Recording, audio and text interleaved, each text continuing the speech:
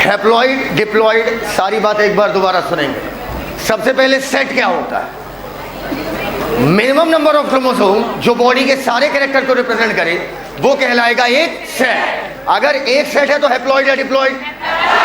2 set, 3 set, 4 set. एक set का वजन C कहलाएगा। क्या कहलाएगा? C। क्या C की वैल्यू अलग अलग स्पीसीज में अलग अलग या सेम?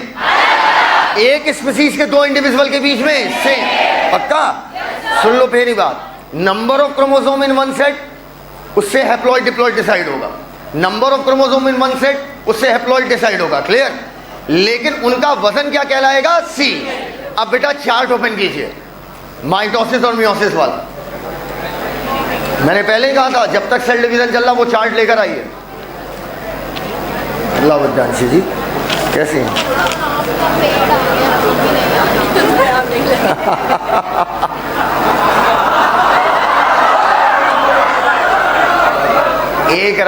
एक रात मेरे पास एक मैसेज आता है, कहते हैं सर आप सच में कच्चा आम चाहते हैं? हमने कहा बिल्कुल। कहे सर ऑनलाइन मिल रहा, हम कहा तुरंत ऑर्डर करो। तो इनका बुद्धि देखिए किस लेवल का बुद्धि है। हमने कहा तुरंत मतलब तुरंत ऑर्डर करो, चाहिए तो चाहिए। आओ सुनो, ये मंगाई आम और आया आम का पेड़। किस लेवल का दिमाग है बेटा आपका? तो पेड़ क्या की रखा है तो उसको लगाओ, जब वो बड़ा हो जाएगा उससे आम निकलेगा तो तोड़ के लाना। ठीक है? माइंड मैप ऑफ माइटोसिस मिल गया। ऊपर देखिएगा, ये चार्ट खत्म, चैप्टर खत्म। एक भी पैराग्राफ एनसीईआरटी का पढ़ने की आवश्यकता नहीं है। 2 दिन का माइटोसिस, 2 दिन की मियोसिस, बात खत्म हो जाएगी। क्लियर? माइटोसिस तो खेल अंत तक आज ही हम चले जाएंगे। अब बेटा बगल में गौर से देखिए, एक टेबल बना है। टेबल मिला बेटा? वहां पर इवेंट्स लिखे हैं। इवेंट्स मतलब घटनाएं। बगल में लिखा नंबर ऑफ क्रोमोसोम पर सेल। ये बताओ, ये डिपेंड करता है आप किस बेटा क्लास लेक्चर शुरू हो गया। माइटोसिस आएगी तभी मियोसिस आएगी, और मियोसिस आएगी तभी जेनेटिक्स आएगी। समझना मेरी बात। अब देखो भाई, नंबर ऑफ क्रोमोसोम पर सेल ये डिसाइड कैसे होगा कि आप किस ऑर्गेनिज्म की ले रहे हैं। अगर ह्यूमन की लेंगे तो 46 हो जाएगा। बोलो यार, आप ह्यूमन की लेंगे तो आपका कितना हो जाएगा? 46। आप मक्खी के लेंगे तो हो जाएगा आपका 12। डिपेंड करता है कि कौन सी स्पीसीज आप ले रहे हैं।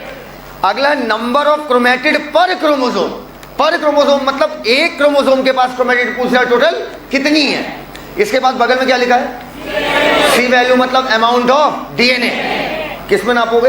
पिकोग्राम। अब आओ बोल्ड पे देखो मन लगा के।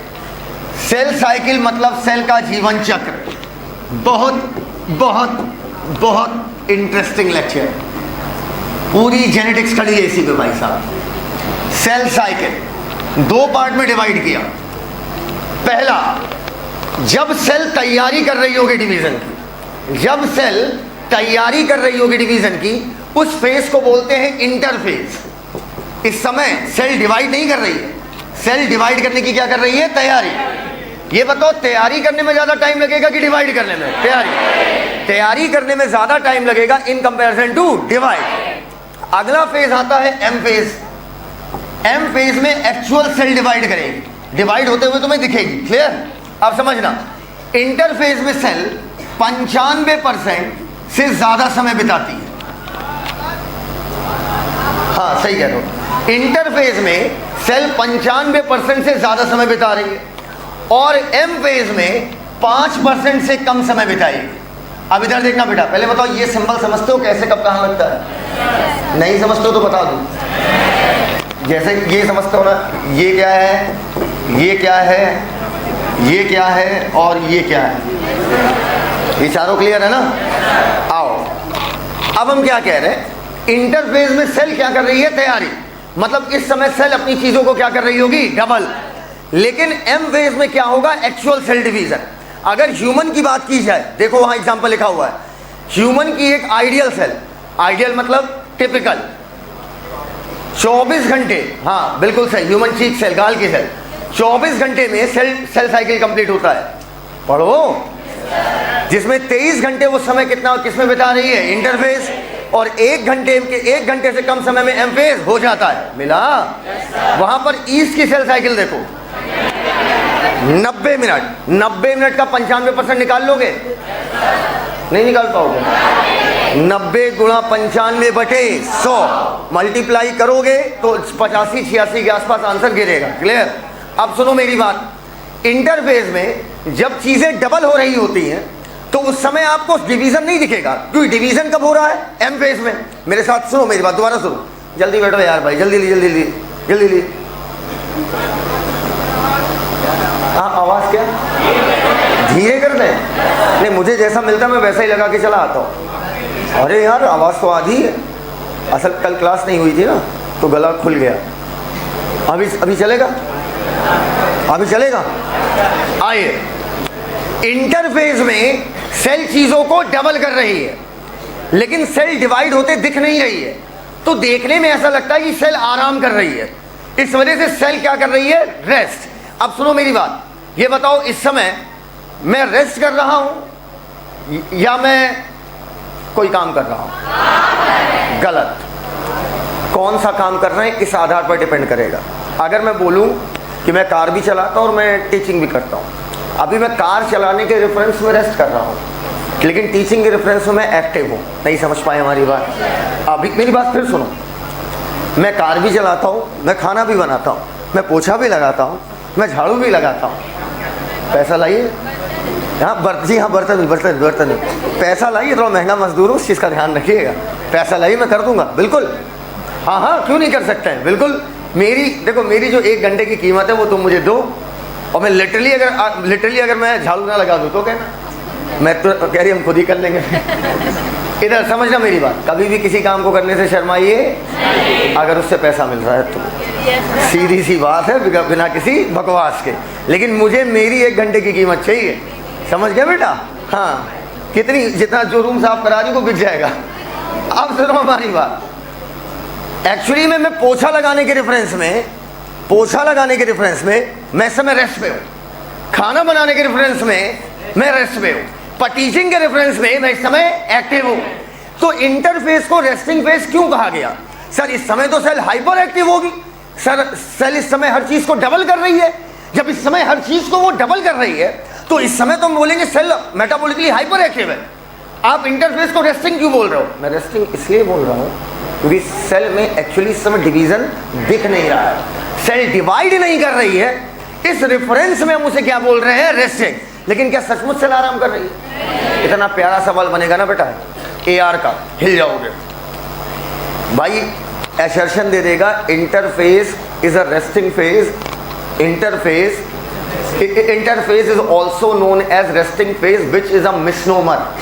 मिसनोमर का मतलब होता है नाम कुछ और बता रहा है और काम कुछ और है, तो ये मिसनोमर नहीं है, ये डिवीजन के रेफरेंस में कहा जा रहा है। मिसनोमर कहने का मतलब समझ गए ना कि इंटरफेस को हम रेस्टिंग फेज कह रहे हैं, लेकिन ये रेस्टिंग फेज नहीं है भैया। रेस्टिंग फेज है भी और नहीं भी है, डिपेंड करता है आप किस रेफरेंस में बात कर रहे हैं। अगर आप ये कहोगे कि सेल आराम कर रही है, मेटाबॉलिकली इनएक्टिव है या रिएक्शन स्लो चल रही है तो गलत। इस समय mitochondria, chloroplast, endoplasmic reticulum, vacuole, Golgi body, ये सब की सब क्या हो रही है? डबल। तो इस समय तो मैं कहूंगा सेल हाइपर एक्टिव है, मेटाबॉलिकली तो एक्टिव है, मेटाबॉलिकली रेस्टिंग नहीं है। लेकिन तो फिर ये रेस्टिंग किस तरीके से हुई? रेस्टिंग इन सेंस ऑफ कि अभी सेल डिवाइड नहीं कर रही है। डिवीजन की क्या कर रही है भैया? तैयारी। पढ़िएगा इंटरफेस, लाओ। More than 95% time resting phase. बगल वाली फेज पढ़िए क्या लिखी है? Mitotic phase. लेस देन 5% मिला। अब इक्वेशनल डिवीजन क्यों कह रहे हो? बात की बात है, सबसे ज्यादा ड्रामेटिक पीरियड होगा। ड्रामेटिक मतलब बहुत कुछ इसमें कहानी चलेगी। अगली लाइन अभी नहीं समझ में आएगी, अभी कुछ भी नहीं समझ में आएगा, अभी आपको रुकना पड़ेगा। इधर देखिए, पढ़िए, पकड़िए बेटा। साइंस पता है साइंस किस चीज को डिवाइड करता है? जैसे बैक्टीरिया को डिवाइड किया 4 पार्ट में on the basis of shape, ठीक है। साइंस तभी किसी चीज को डिवाइड करता है जब किसी चीज का अध्ययन करना बहुत मुश्किल हो या वो चीज़ बहुत लंबी हो, तो उसे टुकड़ों में तोड़ देता है। जैसे हम लोग क्या करते हैं, हम लोग जब छोटे थे तो याद करिए एक सब्जेक्ट चलता था साइंस। अब साइंस नहीं चलता। जब आप क्लास 10th क्रॉस करते हो तो साइंस हट जाता है और आता है फिजिक्स, केमिस्ट्री और बायो। अगर आप BSc 9th में नहीं हटता, 9th में साइंस ही चलती है किताब। हद हो गई यार। नाइन्थ पढ़ी भी हैं कि नहीं पढ़ी हैं? अच्छा, नाइन्थ इधर समझिएगा, 10th तक चलता है साइंस। 11th 12th में साइंस को हम टुकड़ों में तोड़ते हैं, बायोलॉजी, केमिस्ट्री, फिजिक्स और मैथमेटिक्स, ठीक है। अब मैथ नहीं, सॉरी मैथ हटाओ। अब क्या है, जब आप बीएससी करते हो तो बीएससी में फर्स्ट ईयर सेकेंड ईयर में आपका चलता है जूलॉजी और बॉटनी, ठीक है। देन थर्ड ईयर में यू हैव टू डिसाइड कि तुम्हें जूलॉजी से जाना है या बॉटनी से। फिर जब आप एमएससी करते हो तो आप और घुस के पढ़ते हो, लेकिन चलता तब भी जूलॉजी है। लेकिन अगर आपने मान लीजिए पीएचडी किया तो कोई ये नहीं कह सकता कि मैंने जूलॉजी में पीएचडी की है। किसी की औकात नहीं जूलॉजी में पीएचडी कर ले, असंभव। आप एक टॉपिक पे पीएचडी करते हो। अब मैंने ले लिया मान लो एंटोमोलॉजी, इंसेक्ट के साइंस को, या मैंने ले लिया ह्यूमन के साइंस को स्टडी करना, या एवोल्यूशन की स्टडी करना, तो वहां पर आप एक पार्टिकुलर स्पेसिफिक क्या जोड़ लेते हो, टॉपिक। तो बेटा साइंस तो बहुत बड़ा है। जब कोई चीज बहुत लंबी होती, बहुत बड़ी होती है, तो उसको समझने के लिए हम लोग उसे किस में तोड़ देते हैं, टुकड़ों में। इंटरफेस 95% से ज्यादा समय ले रही है, इतना लंबा टाइम ले रही है। इस वजह से इंटरफेस को हमने डिवाइड कर दिया 3 पार्ट में। एक को बोला जीवन, अब जीवन नाम क्यों पड़ा बताएंगे अभी। अगला बोला एस नाम क्यों पड़ा बताएंगे। अगला पड़ा G2। जीवन और एस ऊपर, एस का मतलब होता है सिंथेटिक फेज। सिंथेटिक फेज बोलिए, सिंथेसिस फेज बोलिए, सिर्फ हमें देखते रहिए, सीख जाएंगे। एक एक बच्चा जब यहां से निकलेगा ना तो माइटोसिस का बाप रहेगा। आज तो मैं क्वेश्चन पूछूंगा और आप धड़ा आंसर दोगे, बस सुनते जाओ मेरी बात। एस को सिंथेसिस फेज बोल रहे हैं। सर इसका मतलब यहां पर कुछ ना कुछ कर रहा है, कुछ ना कुछ बन रहा है।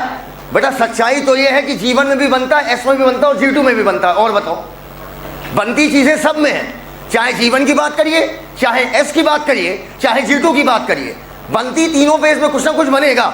इसका मतलब सर एस फेज में कुछ ऐसा बेहद खास बन रहा है जिसकी वजह से उसका नाम ही पड़ गया सिंथेसिस फेज।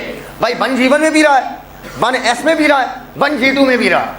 कुछ ना कुछ, किसी में आरएनए बन रहा है, किसी में प्रोटीन बन रहा है, किसी में कुछ बन रहा है, किसी में कुछ बन रहा है। अब बताइए सेल का सबसे इंपॉर्टेंट पार्ट क्या है? जो दिल में है बोल दो। डीएनए से इंपॉर्टेंट कुछ नहीं है ना। इसका मतलब एस फेज में डीएनए बन रहा है और डीएनए की पैकिंग भी होती है। एक प्रोटीन के चारों तरफ होती है हिस्टोन। अगर डीएनए बना रहे हो तो उसे पैक भी करना पड़ेगा, वरना इतना लंबा डीएनए कैसे रखोगे। तो इसका मतलब हिस्टोन भी कब बनेगी? एस में। लॉजिक समझो ना। डीएनए बना तो डीएनए की पैकिंग भी करेगा, और डीएनए की पैकिंग करने के लिए आपको एक प्रोटीन चाहिए होगी। वो प्रोटीन का नाम क्या है? हिस्टोन। अगर एस में डीएनए बन रहा है तो एस में ही क्या बनना पड़ेगा? Histone. Cell the unit of life. अभी अपन पढ़ के आए, वहां पर याद करो, यहाँ पे याद करो, एक सेंट्रियोल बताए थे और ऐसे बोल के निकल गए थे कि सी से सेंट्रियोल, सी से सेल डिवीजन। दिमाग में रख लो, बाद में बताएंगे कैसे काम करता है। आज वो दिन आ गया जो जब आपको सीखना है कि सेंट्रियोल सेल को डिवाइड कैसे कराएगा। ठीक, सेंट्रियोल का डुप्लीकेशन वो भी एस फेज में होगा। सारी प्रमुख घटनाएं किस में हो रही हैं? एस में। अर्थात डीएनए का डबल होना, डीएनए के डबल होने के साथ साथ हिस्टोन का बनना और सेंट्रियोल का डबल होना, ये सारी मुख्य घटनाएं किस में हो रही है? एस में। अब जीवन में क्या होगा समझना। जीवन में भैया आरएनए बनेगा। क्या बनेगा? आरएनए। सच्चाई बता दें, सब में आरएनए बनता है, सब में बनता है। हाँ लो, अब सुनो हमारी बात। सब में आरएनए बनता है, सब में सब कुछ बनता है। बस एनसीईआरटी ने मेरे हाथ बांध रखे हैं, मेरे पैर बांध रखे हैं, मेरे मुंह को ऐसे बांध के फेंक दिया उसने। हाँ, वरना बेटा सब में सब कुछ बनता है। ये झूठ है कि एस में डीएनए बन रहा है, और ये झूठी बात है जो मैंने बोली कि एस को सिंथेटिक फेज इसलिए कह रहे हो क्योंकि इसमें डीएनए बन रहा है। एक्चुअली में एनसीईआरटी कह रही, इस वजह से मुझे कहना पड़ रहा है। सच्चाई ये है कि सब में सब कुछ बनता है, लेकिन आपको याद रखना पड़ेगा कि डीएनए किस में बन रहा है? एस में। हिस्टोन किस में बन रहा है? एस में। सेंट्रियोल किस में बन रहा है? एस में। एकदम क्लियर है यहां तक बात। अब आरएनए बनेगा अकॉर्डिंग टू नीट। आरएनए हम बनवाएंगे किसमें? जीवन में। अब समझना, एग्जाम में 2 क्वेश्चन आएंगे और दोनों बड़े फंसाऊ क्वेश्चन होंगे। क्वेश्चन नंबर पहला, जेनेटिक्स सीखेंगे, बताओ कैसे होगा बेटा, कैसे होगा। यहाँ हम सेल डिवाइड करा रहे हैं, यहाँ तैयारियां चल रही हैं जोरों शोरों से। 95% से ज़्यादा समय छोड़ दिए। और मज़ेदार बात क्या है, 95% से ज़्यादा समय हम लोग बिताएंगे एम फेज में, हम लोग लेक्चर के दौरान, और इंटरफेस बस शुरू होने से पहले ख़त्म हो जाएगी। 2 क्वेश्चन आएगा, कहेगा सेल मैक्सिमम ग्रोथ किस फेज में करती है, क्वेश्चन नंबर पहला, अब बोलो नहीं बीच में। क्वेश्चन नंबर दूसरा पूछेगा सेल साइज में कब सबसे बड़ी दिखेगी। अब सुनो, सबसे ज्यादा, हाथ देखना मेरा, हाथ देखना बेटा, हाथ का खेल है, हाथ देखो, ठीक, हाथ देखना, एक ही बार में दिखाएंगे।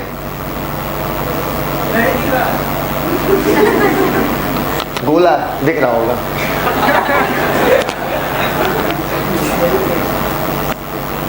ये हुई ग्रोथ, ठीक।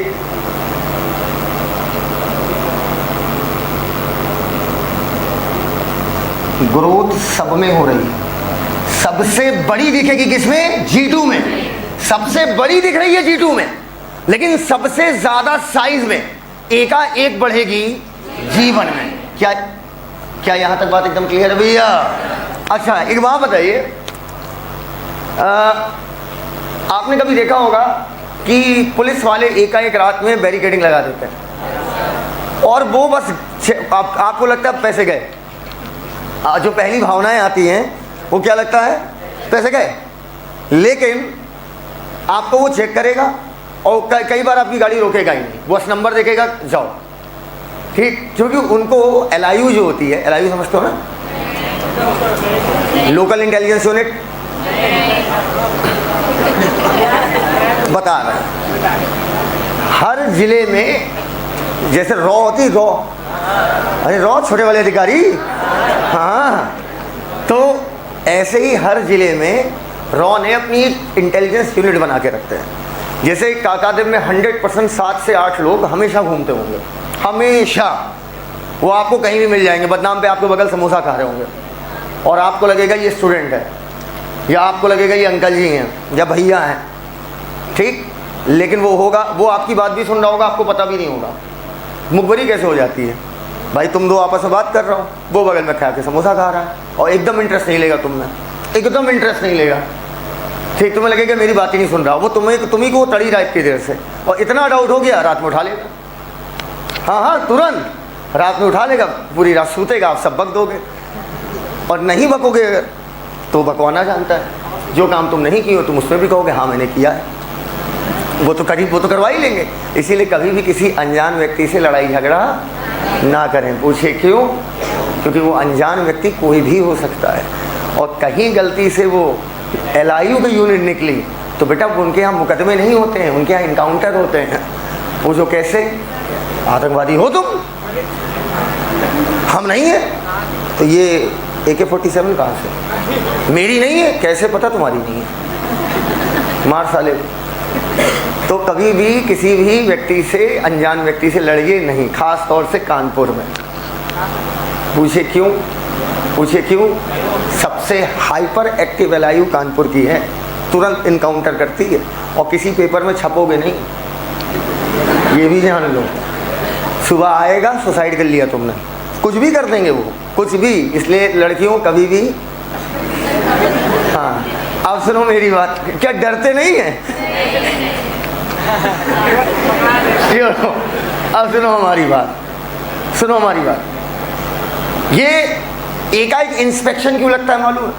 क्योंकि जो टेररिस्ट होते हैं, ठीक है, कानपुर इस चीज़ में बहुत आगे रहा है, अर्थात बहुत सारे टेररिस्ट कानपुर से पकड़े गए हैं। टेररिस्ट मतलब प्योर टेररिस्ट, बहुत सारे। तो कानपुर की LIU हाइपर एक्टिव है, तुरंत शूट ऑन साइट मारती, तुरंत उड़ाओ, ख़त्म करो। अब एकाएक मान लो तुम यहाँ से कुछ ले जा रहे हो, स्मगलिंग कर रहे हो, तो पहले LIU एक्टिव होगी कानपुर की, और वो तुम्हें रोकने की कोशिश करेगी हर जगह, हर संभव तरीके से, ठीक। लेकिन अगर तुम उनसे बच गए और तुम उसे मान लो वो चीज़ तुमको पहुंचानी है बांग्लादेश, ठीक, तो बॉर्डर पर आपकी होगी इंडियन आर्मी। बोल होगी या नहीं होगी? इंडियन आर्मी आपको रोकने की कोशिश करेगी, और एक बार अगर इंडियन आर्मी से आप बच गए, उन्हें आप चकमा दे दिए, तो क्या आपको कोई रोकने वाला बचा रह गया?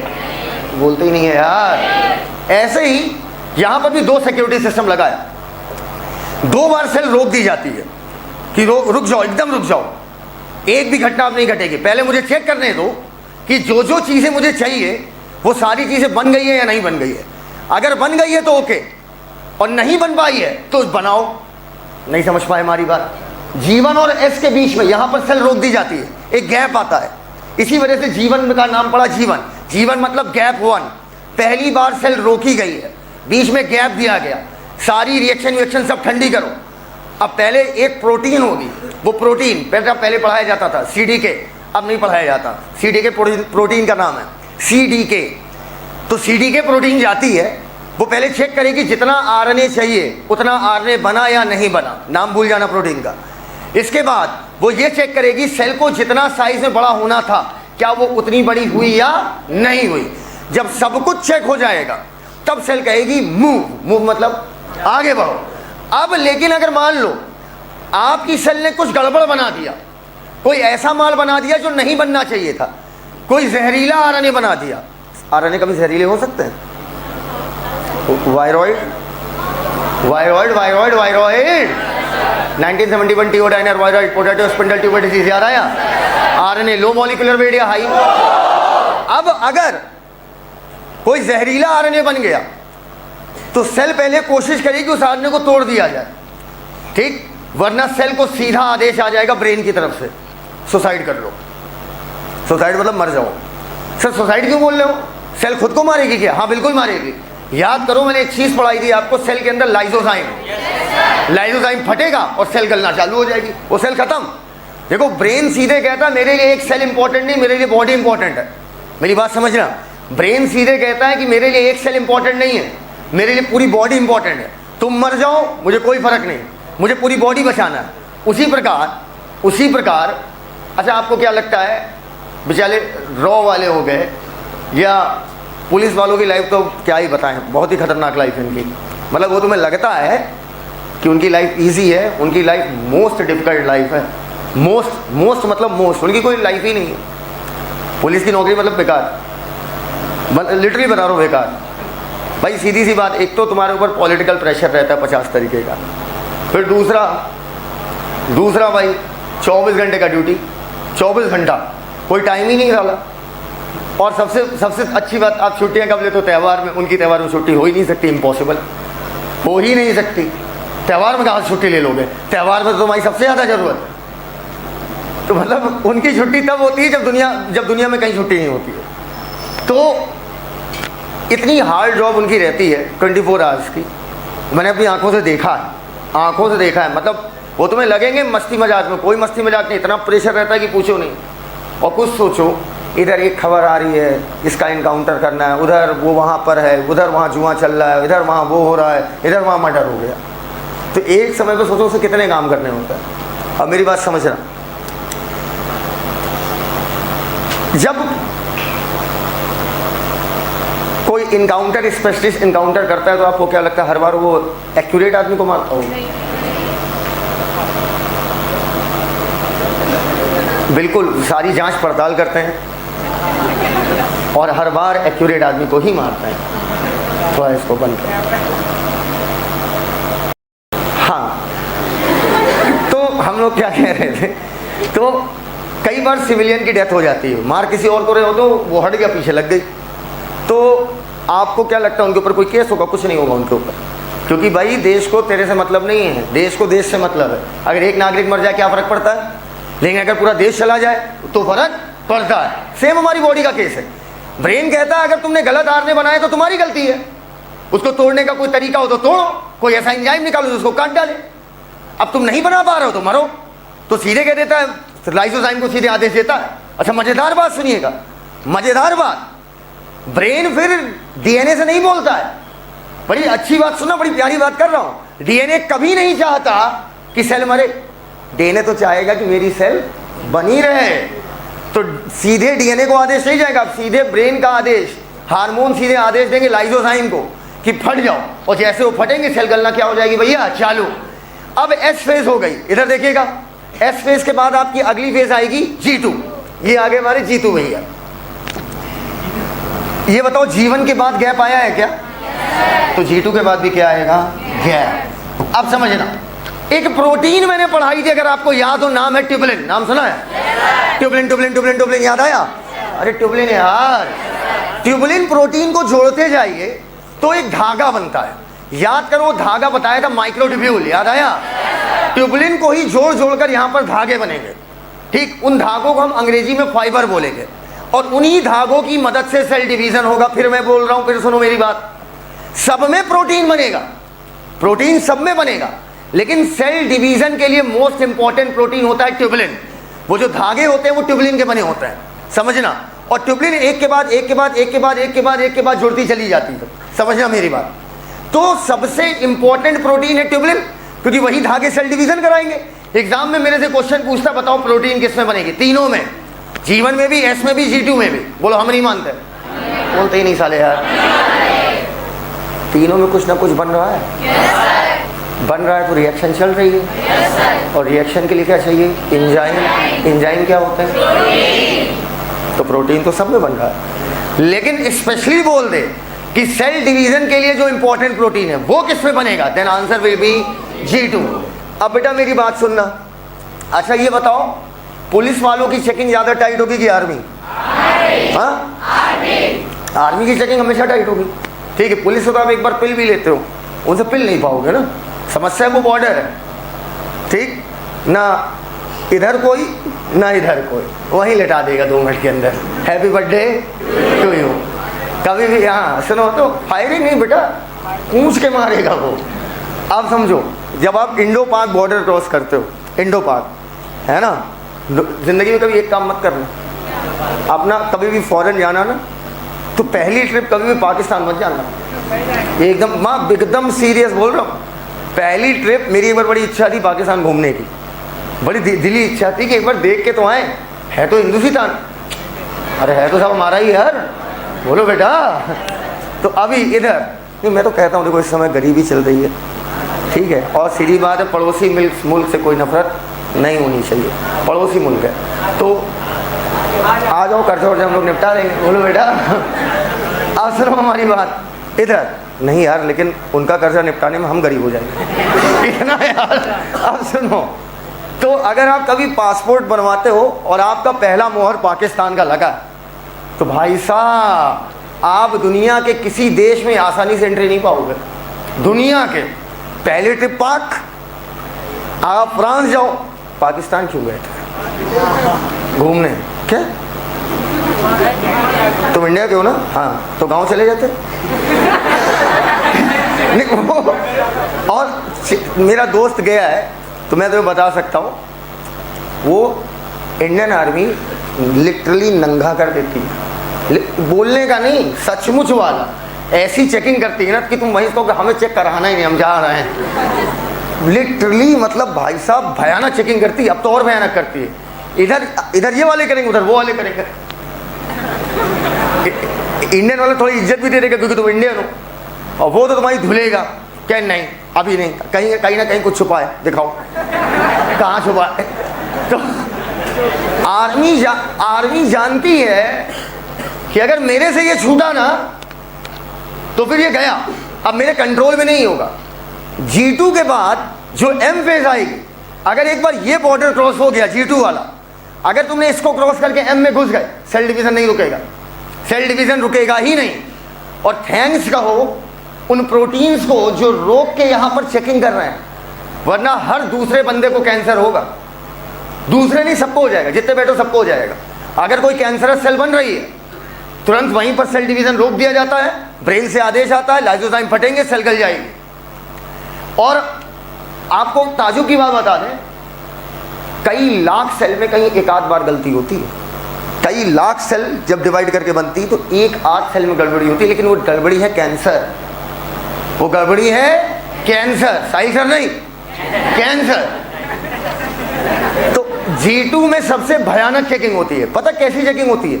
सब पूछा जाता है दोबारा, पहले फिर चेक होगा RNA, फिर चेक होगा RNA, फिर चेक होगी कितनी ग्रोथ हुई है, फिर DNA डबल हुआ है कि नहीं हुआ है। DNA डबल होने के साथ कोई DNA में गड़बड़ी तो नहीं आ गई है, पूरी चेकिंग होगी प्रॉपर, एक प्रोटीन जाकर, अगर अपनी आंखों से इसका तुम वीडियो देख लो तो मजा आ जाएगा तुम्हें।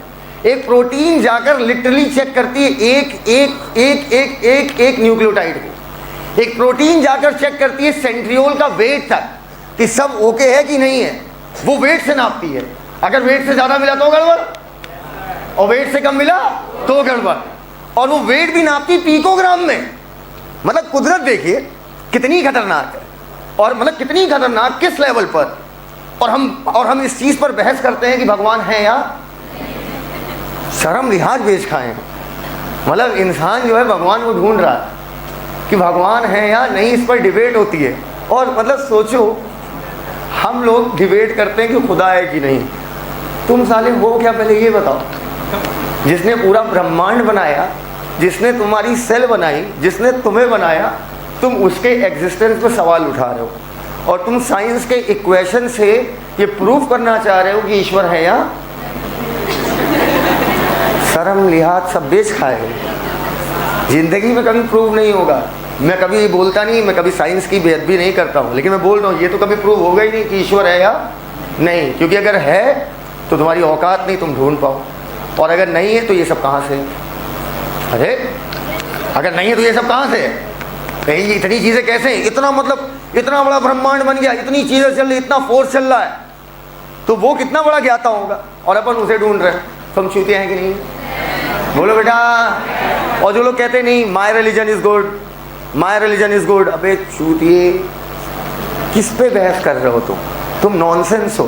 क्योंकि जो ऊपर बैठा है ना, उसके लिए इम्पोर्टेंस है ह्यूमैनिटी। वो तुम्हें यहाँ चेक कर रहा है, वो तेरे को यहाँ चेक कर रहा है। ये चेक करने की नगरी है अकॉर्डिंग टू माई फिलॉसफी, कि वो आपको यहाँ चेक कर रहा है कि आपको तो खुला साड़ की तरह छोड़ा हुआ है, सारी चीज़ें दे रखा है, जो करना कर लो। तो यहीं चेक हो जाओगे, और यहाँ चेक हो जाओगे, फिर ऊपर होगा एक गणा साले खड़ा रहेगा। आइए अब मेरी बात सुनिएगा। एक लोग मेरे को रात में मैसेज कर रहे हैं, कहते हैं सर मुझे आपका विजन जानना है। Sir did God exist? नहीं पूरा बकायदा उसको फिर वॉइस रिकॉर्डिंग भेजे, 10 के बाद का था ना। हमने कहा डिड यू एक्सिस्ट? तो बड़े स्टाइल बोले yes sir that's why I am talking. मैं कहा I don't think so you exist. मुझे बस वॉइस आ रही है, क्या पता ये आर्टिफिशियल इंटेलिजेंस से जनरेटेड टूल हो। कह रहे सारा मजाक कर रहे हैं। हमने कहा शुरू किसने किया था? मतलब अजीब बात कर रहे हो यार तुम।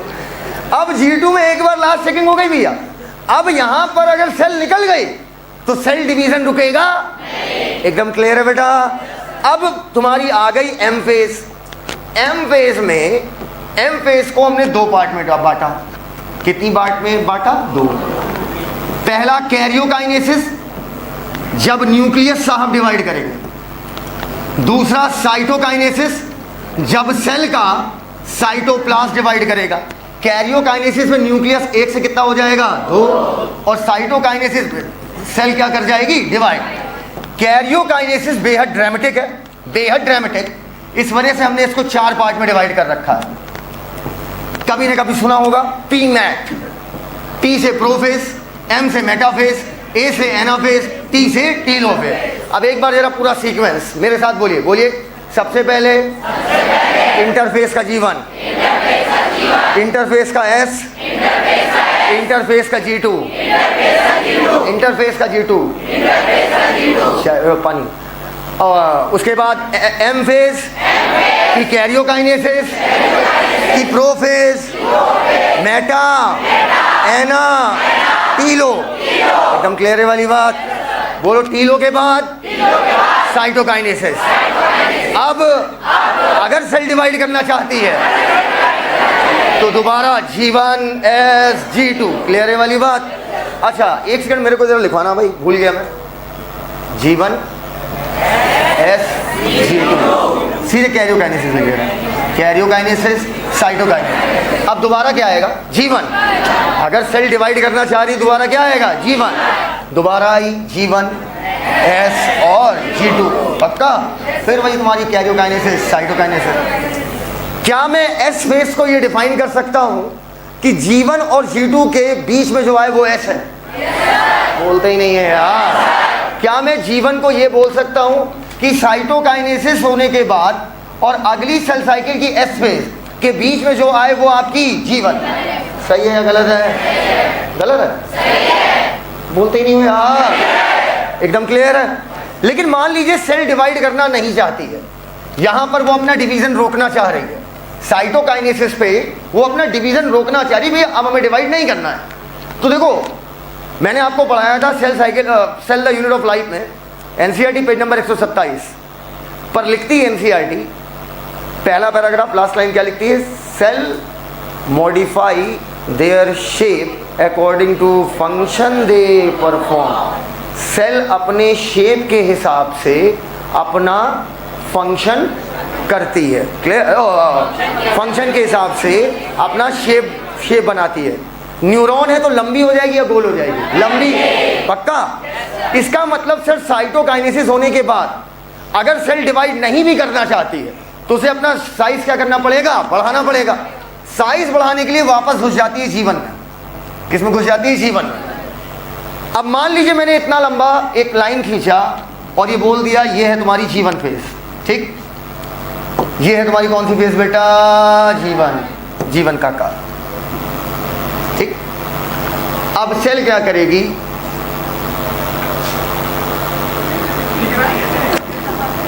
सेल अपना साइज बढ़ा रही है। अब सेल उतनी बड़ी हो चुकी है जितना उसे होना था। ठीक, कोई भी काम करने के लिए सेल यहीं से बाहर हो जाएगी। सेल यहीं से बाहर हो गई तो सेल कहां से एग्जिट की? जीवन के पहले, जीवन के बाद या जीवन के बीच में? कहां से एग्जिट करेगी? जहां जितना उसे बड़ा होना था उतनी बड़ी हो गई तो उसके बाद वो तुरंत सेल साइकिल से क्या हो जाएगी? बाहर। अब जब सेल डिवाइड नहीं कर रही है तो इस फेज को बोलते हैं जी नॉट। जब कोई सेल डिवाइड नहीं कर रही तो उसे क्या बोलेंगे? जी नॉट। चाहो तो जी नॉट बोलो, चाहो तो कोशेंट बोलो।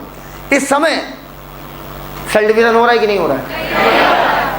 लेकिन क्या सेल मेटाबॉलिकली एक्टिव नहीं है? मेटाबॉलिज्म, सीधा बैठ, मेटाबॉलिज्म तो चल रही है, लेकिन सर सेल डिवीजन के हिसाब से इस समय सेल आराम कर रही है। क्लियर है वाली बात? लाओ पढ़ो बेटा। हमने पुलिस वाला बनाया, कैसा लग रहा है? हैंडसम लग रहा है? देखो पेट ज्यादा निकला है। जीवन गैप 1, आरएनए बनेगा, मैक्सिमम ग्रोथ होगी। रोक दिया, फर्स्ट चेक पॉइंट देखो उसके हाथ पे लिखा है फर्स्ट। मिला? सोचो ये चार्ट बनाने में कितना मेहनत लगा होगा ना। इसका आविष्कार पहली बार हुआ था 2021 में। पहली बार ये चार्ट हमने बनाया था 21 में। हर साल कुछ ना कुछ आइडियाज आते जाते हैं। हर साल लगता है कि इस साल सबसे अच्छा पढ़ाए थे, फिर अगला साल पढ़ाए थे, नहीं इस बार ज़्यादा अच्छा पढ़ाए थे, क्योंकि हर बार क्या होता है? और अच्छा और अच्छा और अच्छा। G not quiescent stage, cell exit जीवन phase to enter in active state. पक्का? इनएक्टिव मतलब सेल डिवीजन के लिहाज से इनएक्टिव है। बोलते ही नहीं है यार, पीछे वालों मार कहना सालो। सेल मेटाबॉलिकली तो एक्टिव है बट नो लॉन्गर प्रोलिफरेट, लेकिन अब डिवाइड नहीं करेगी अनलेस, कब तक? जब तक सेल की रिक्वायरमेंट नहीं होगी। एग्जाम्पल लिखो, एग्जाम्पल कौन कौन सी सेल जी नॉट में है? हार्ट सेल, अरे तुम्हारे दिल की सेल, दिल की मसल सेल, न्यूरॉन नहीं, समझी प्रियंका? एक मेरी स्टूडेंट थी, उसका नाम प्रियंका था, नाम नहीं बताएंगे।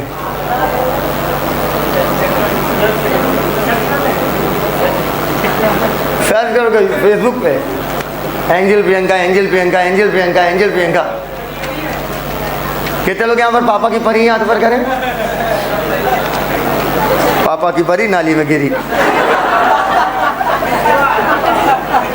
लिख लिया? Heart cell, neuron, muscle cell. Note, in interphase DNA molecule are not distinct. Distinct मतलब अलग अलग, अलग अलग नहीं दिखते। पूछे क्यों? क्योंकि इस समय डीएनए खुला हुआ रहता है। समझ गए? इंटरफेस में डीएनए खुला है, एक खुला हुआ डीएनए क्रोमैटिन थ्रेड, याद आया? क्रोमोसोम को खोल दो तो क्या बन जाता है? Chromatin thread.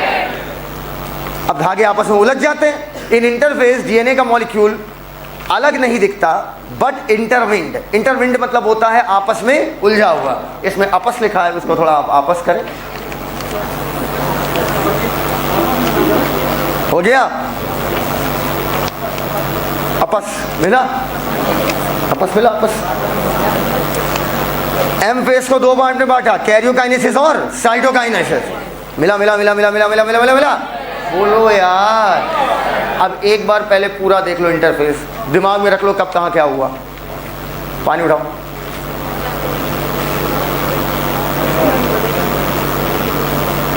रीड करो।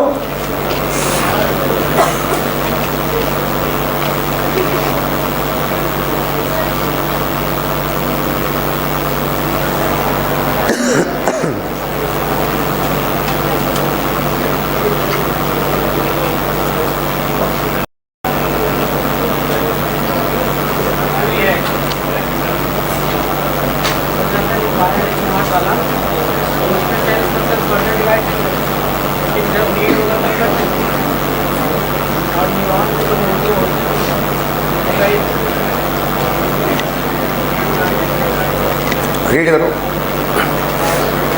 एक कल बड़ा अच्छा सा मैंने स्टेटस लगाया था, देखा था? हाँ, कितने लोगों ने नहीं दिखा था? ऐसा कैसे हो सकता? नंबर सबके सेम है। कितने लोगों को दिखा था? दिखा था? इस साइड में एक लोग बैठे रहते हैं दाढ़ी वाड़ी बढ़ा के कि मैं कभी भी किसी के सामने झुकता नहीं, फिर बिटिया के लिए फ्रॉक पहने के बैठे हुए थे।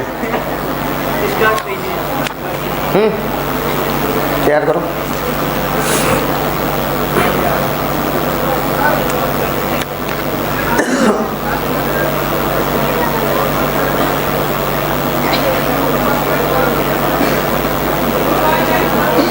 Four by 9, 4 time 9, quote note point बताना है, बताना है। इंटरफेज में क्रोमोसोम नहीं होता है, क्रोमैटिन थ्रेड होता है। धागे अगर आपस में उलझ जाएंगे तो अलग अलग दिखेंगे कि सब एक में मिला हुआ, बस वही इंग्लिश में लिखा है।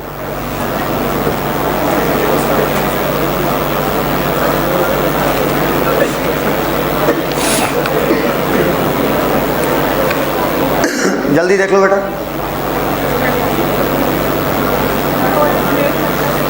डिवाइड करना, डेवलप होना। तेरे को यार आज एक बात करने का मन कर रहा है, करें? प्रोलिफरेट का मतलब बहुत जगह आता है और तुम कहीं क्लियर नहीं हो पाते हो। आज प्रोलिफरेट का मतलब एकदम क्लियर लिखो। बहुत जगह आता है और तुम समझ नहीं पाते उसका एक्चुअल मतलब है क्या। कहीं डिवीज़न, कहीं डेवलपमेंट, कहीं कुछ कहीं कुछ कहीं कुछ। वेट, अबे रुक जा भाई, पढ़ाया उसे भी। नॉट नहीं, no clear cut line has been drawn between different phases. Okay, हाँ लिखो। प्रोलिफरेट का आज मतलब ही लिख लो, लिख ही डालो। रोली लिखो। रोली तुम लिखती नहीं हो।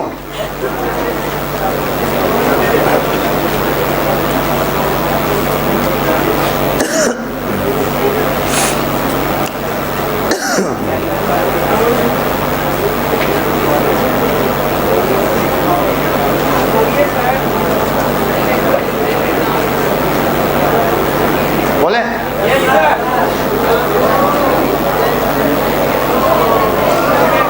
जिस घटना की बात हो रही हो,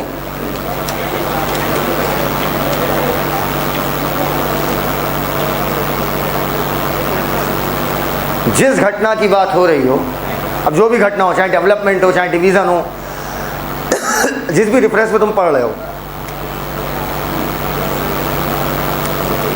जिस घटना की बात हो रही हो उसका घटित होना, उसका घटित होना। किसी भी कोई भी चीज़ बात कर रहे हो, अगर वो हो रही है वो घटना, तो हम प्रोलिफरेट वर्ड यूज़ कर लेते हैं। अगर सेल डिवीज़न की बात कर रहे हो, तुमने कहा प्रोलिफरेशन हो रहा है मतलब डिवीज़न हो रहा है। अगर डेवलपमेंट की बात कर रहे हो और तुमने वहाँ बोला कि सेल प्रोलिफरेट कर रही है तो मतलब सेल डेवलप हो रही है। जो भी घटना हो रही है, जो भी घटना घट रही है, तुमने वहाँ पर सेल डिवीज़न की बात की और तुमने कहा सेल प्रोलिफरेट कर रही है, मतलब सेल डिवाइड कर रही है, क्योंकि घटना यहाँ पर क्या है? डिवीज़न। तुमने कहा कि सेल डेवलप हो रही है, वहाँ पर लिखा है एनसीईआरटी ने सेल प्रोलिफरेट कर रही है, मतलब सेल डेवलप हो रही है। दोबारा पढ़ो क्या लिखा है? किसी भी घटना का घटित होना। कर लिया? हो गया?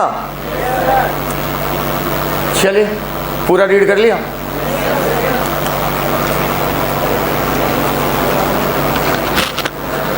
कने बाबू, बाबू जी को बुलाओ, बाबू को बुलाओ मेरे।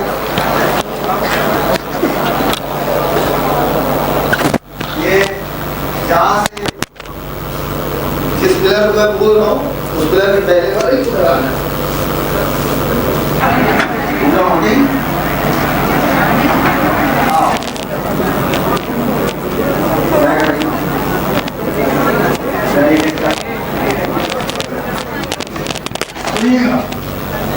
देखिएगा, पूरी की पूरी क्लास क्या है? सभी लोग जरा प्लाज्मा मेम्ब्रेन छो,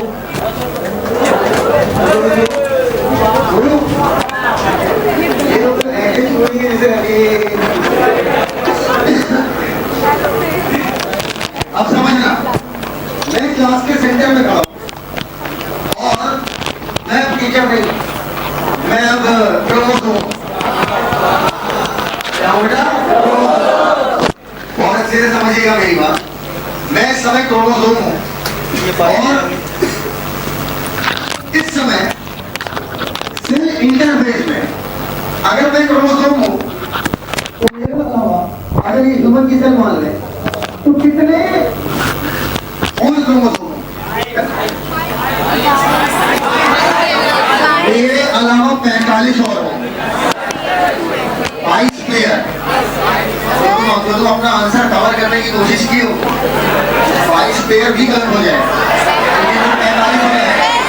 मेरे अलावा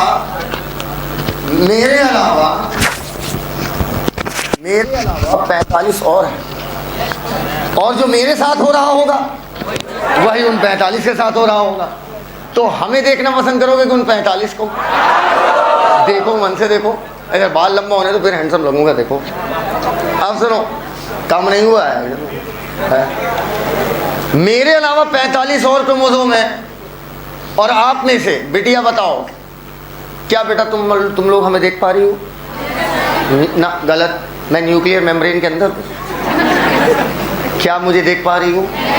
बिल्कुल देख रही हो, न्यूक्लियर पोर्स है भाई। बिलपोक्के से झांक के तो देख सकते हो कि अंदर 46 लोग क्या कर रहे हैं। बस हमारा देख लो, हम क्या कर रहे हैं, बाकी 45 भी वही कर रहे हैं। समझना, इस समय क्रोमोसोम के पास एक क्रोमेटिड होगी, 46 के 46 क्रोमोसोम इस समय बिल्कुल धागे की तरह होंगे, जिसे हम बोलते हैं क्रोमेटिन थ्रेड। कुछ लिखा हुआ है वहां पर, पढ़िएगा नोट।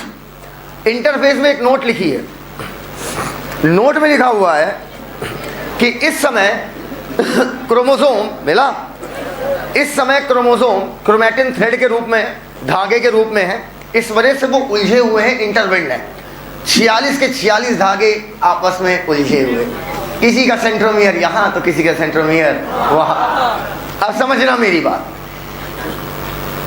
इस समय प्रत्येक क्रोमोसोम के पास क्रोमेटिड कितनी है? एक। प्रत्येक क्रोमोसोम के पास क्रोमेटिड कितनी है? एक। कमर हो गई सेंट्रोमियर, कमर हो गई सेंट्रोमियर।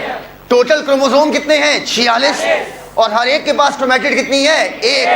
तो तुरंत लिखो वहां पर G1 phase, number of chromosome. तुम्हें जो मानना हो मान लो।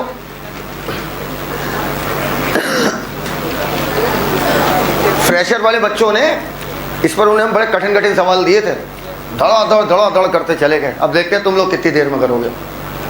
तुरंत सवाल बनाए तो तुरंत चटका दे रहे थे वो। हाँ, चटका दिए। हाँ, नंबर ऑफ क्रोमोसोम पर सेल 46 हो गया। नंबर ऑफ क्रोमोसोम पर सेल 46। नंबर ऑफ क्रोमेटिड पर क्रोमोसोम, जल्दी बोलो, 1 को ही 1 बोलता है। नंबर ऑफ क्रोमेटिड पर क्रोमोसोम 1। 23 क्रोमोसोम का वजन, पहले बताओ 23 हैप्लॉइड है कि डिप्लॉइड? आंसर ही नहीं कर रहा यार। हैप्लॉइड का वजन C है, लेकिन यहां पर क्रोमोसोम कितने हैं? 46। तो डिप्लॉइड का वजन लिखो, C वैल्यू लिखो 2C। हो गया। इधर देखिए, इधर इसी फेज में आरएनए बनेगा और सेल की क्या होगी? Maximum growth. अब सेल रोक दी जाएगी चेक पॉइंट पे। पुलिस वाला आकर पूछेगा मैक्सिमम ग्रोथ हुई या नहीं हुई? सेल ने कहा हो गई। पुलिस वाला पूछेगा आरएनए बना या नहीं बना? बन गया। तो तुरंत वो कहेगा मूव, आगे बढ़ो। अब अगली फेज आपकी आ रही है, that is S phase. S phase में पढ़ो, पहला पॉइंट क्या लिखा है? DNA duplication. हाथ देख, हाथ देख, हाथ देख। 46 क्रोमोसोम, हर एक के पास क्रोमेटिड कितनी? एक। बोलते ही नहीं साले। हाँ, 46 क्रोमोसोम, हर एक के पास क्रोमेटिड कितनी? एक। अब डीएनए डबल, अब हर एक के पास क्रोमेटिड कितनी? डीएनए का अमाउंट क्या हो गया? डबल। नहीं समझे मेरी बात? डीएनए का अमाउंट क्या हो गया? डबल। हर एक के पास क्रोमेटिड कितनी हो गई? 2। क्या बोला? डीएनए का क्या हो गया? Amount double. अभी तक अमाउंट था 2C, तो अब हो जाएगा 4C। नहीं समझ पाए? नहीं समझ पाए? लिखो नहीं, लिखो नहीं, पहले सुनो मेरी बात। लेकिन सर क्रोमोसोम अभी भी 46। पूछो क्यों? क्योंकि सेंट्रोमियर अभी भी उतने ही है। लिखो एस में, लिख डालो बिटिया, लिख डालो, झूम झूम के लिखो, झूमो, नाचो, कुछ करो। और भाई रोंदड़ रो नहीं हो आजकल? हाँ, कुछ दिक्कत है? पूछो। क्रोमेटिड कितना हो गया? एक क्रोमोसोम के पास 2। एक क्रोमोसोम की बात हो रही बेटा। अब मेटाफेज तक सेम डाटा कॉपी कर दो। हाँ हाँ, तो आपको क्या लग रहा है? ये बेटा एक बार नहीं चलता, पचवाड़ा चलेगा। अभी तो शुरू हुआ है। खड़ी हो, जीवन फेज का क्रोमोसोम बन जाओ। जीवन फेज का बन गई। एस फेज में डीएनए डबल करो, पैर के बीच गैप लो, कर लिया। क्रोमोसोम अभी भी कितनी हो तुम? एक ही हो, लेकिन क्रोमेटिड कितनी हो गई? डीएनए का अमाउंट क्या हो गया? डीएनए इस समय मान लो 2 किलो है, अब बढ़ के कितना किलो हो गया? तो वहां पर कितना वजन है? तो डबल होगा तो कितना हो गया? समझ गई? चलो भैया, करो करो करो करो, नीचे तक करो। मेटाफेज तक, मेटाफेज तक, मेटाफेज तक सेम डाटा, मेटाफेज तक सेम डाटा। मेटाफेज तक कोई छेड़छाड़ नहीं होगी। सिर्फ छेड़छाड़ होगी 2 जगह, एक एस में और एक एना में। एस और एना को स्टार बना लो, एस और एना पर स्टार बना लो। यही 2 जगह है जहां पर ये सारी चीज बदलेंगी। कर लिया? कर लिया? Let's start. ऊपर कॉपी किताब छोड़ दीजिए, सभी लोग ऐसे कर लो, ऐसे। बस बस। अब सुनिए मेरी बात, मैंने क्या कहा, मेरे साथ बोलना शुरू करिए। बोलिए, सेल साइकिल की इंटरफेस की जीवन। एक हाथ ऊपर करें कि 2? कौन कौन कह रहा है? 1। अच्छा अच्छा, ठीक, पक्का। इस समय आरएनए बन रहा है, इस समय सेल मैक्सिमम ग्रोथ हो गई। अब जीवन से तुरंत एस की पहले रोकी जाएगी, तो हमें बोलिए स्टॉप। रुक गए भाई। अब एक क्वेश्चन आप पूछेंगे और एक क्वेश्चन आप पूछेंगे, ठीक? बताओ। आप लड़कियां, आप लड़कियां, हाँ, यस मैम। मैक्सिमम ग्रोथ हो गई सर। अब क्या कहोगे? मूव। अब एस फेज में डीएनए डबल, क्रोमोसोम अभी भी 46, लेकिन डीएनए का अमाउंट 2C से हो गया 4C। अरे 2 किलो था, 2 किलो से बढ़ के क्या हो गया? 4 किलो। एकदम क्लियर है बात? मेरे अलावा कितने और हैं? हमें मिलाकर 46। इसी समय हिस्टोन बनेगी, पक्का। खड़े हो बेटा, खड़े हो बेटा, चिपक जाओ आपस में। चिपको नहीं, गले लगाओ। इधर ये सेंट्रियोल है। क्या है? सेंट्रियोल। सेंट्रियोल, अरे छोड़ो, अरे बेटा वो कुर्ता पहना है लड़का। हाँ, अब बेटा दोनों अलग हो जाओ। देखिए दूसरे अब देखो बेटा, साइटोप्लाज्म में मौजूद सेंट्रियोल, मैं वो न्यूक्लियर पोर से झांक रहा हूँ, इस समय अंदर हूँ ना मैंने देखा सेंट्रियोल क्या हो गए, डिवाइड। अब जाओ टहलो क्लास में। अरे साइटोप्लाज्म में टहलो, हाँ टहलो, कुर्ता पहन के टहलो। भैया दुपट्टा दे देना बेटा, दे देना। जाओ तो टहलो, टहलते अगर रुके आगे पीछे दाएं बाएं पूरा जायजा लेके आओ। अब बेटा सेंट्रियोल डबल, अब कौन सी फेज आएगी, G2। G2 में एक प्रोटीन बनती, नाम भूल रहे हैं, ट्यूबुलिन। पक्का? सब लोग ऐसे करो, ट्यूबुलिन बनी, ट्यूबुलिन बनी, ट्यूबुलिन बनी। अब वो साइटोप्लाज्म में बन रही है, मेरे को कोई मतलब नहीं। क्लियर? ट्यूबुलिन बन रही भाई सब साइटोप्लाज्म में। पक्का? अब बताइए क्या G2 से सीधे M में डालोगे कि पहले रोकोगे? तो रोकने के लिए बोलिए। अब एक एक क्वेश्चन आप पूछेंगे और एक क्वेश्चन आप पूछेंगे। पूछिए। हाँ, यस मैम बन गया। मैक्सिमम ग्रोथ हो गई सर। सेंट्रियोल डुप्लीकेशन, आंधर हो क्या? वो क्या दिख रहा है तुमको? साइटोप्लाज्म में बैठी और तुम्हें यही नहीं दिख रहा सेंट्रियोल डबल हो गया है? हाँ सर। हिस्टोन प्रोटीन बिल्कुल बन गया, ट्यूबुलिन बिल्कुल बनी, तुम्हें तो ऐसे कर दिया हाला ला ला ला ला ला, सारी चीज हो गई भैया। अब आप क्या बोलोगे? अब आएगी एम फेज की कैरियोकाइनेसिस की। एकदम क्लियर है बात? बहुत आसानी से सिखाऊंगा, बस सुनते जाना। पक्का? सेंट्रियोल अपोजिट पोल पे जाओ, एक पोल उधर है तो एक पोल उधर है, जाओ, एक इधर जाओ एक उधर जाओ, जा ही नहीं रहा। अच्छा उधर ही से जाएंगे। अब इधर देखो बेटा, जल्दी पहुंचो, जल्दी अपोजिट पोल, एक उधर जाके खड़ा हो, इधर इधर इधर, यहाँ पे आ जाओ, यहाँ पे यहाँ पे यहाँ पे यहाँ पे यहाँ पे आ जाओ, धागा उसको पकड़वा देना। Centriole are moving to opposite pole. तभी मैंने देखा कि मेरे चारों तरफ जो कपड़ा था अर्थात न्यूक्लियर मेम्ब्रेन, वो फटना चालू हो गया। फटा नहीं अभी, अभी फटना शुरू हुआ है। फटा नहीं अभी, अभी फटना शुरू हुआ है।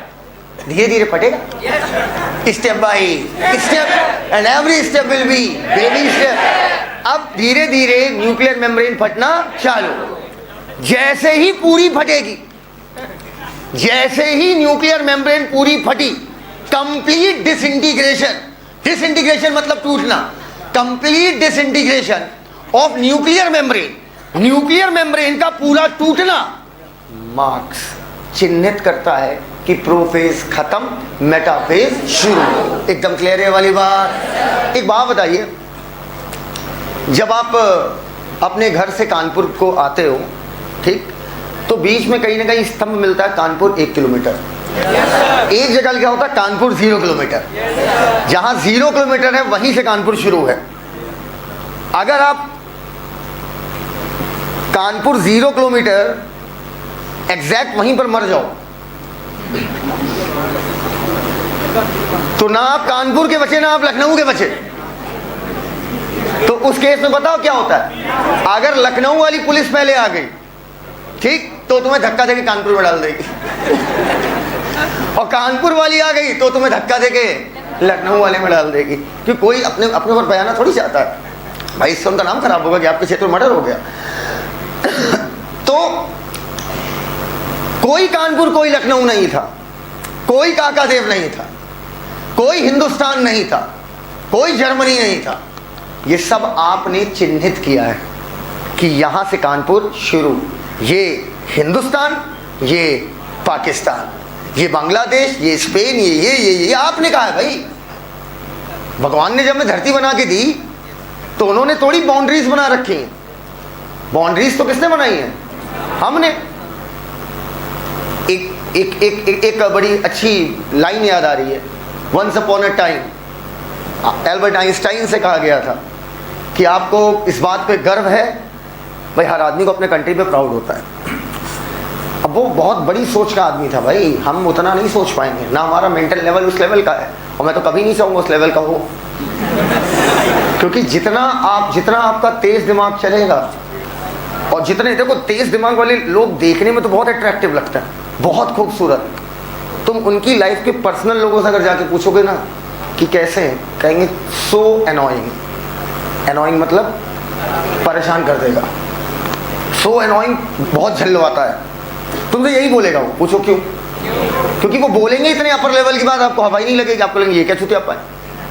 अब आइंस्टाइन में जर्मनी की स्टेज पे बोल रहे हैं, sir so you are very proud to be a German. कहते हैं हु सेड?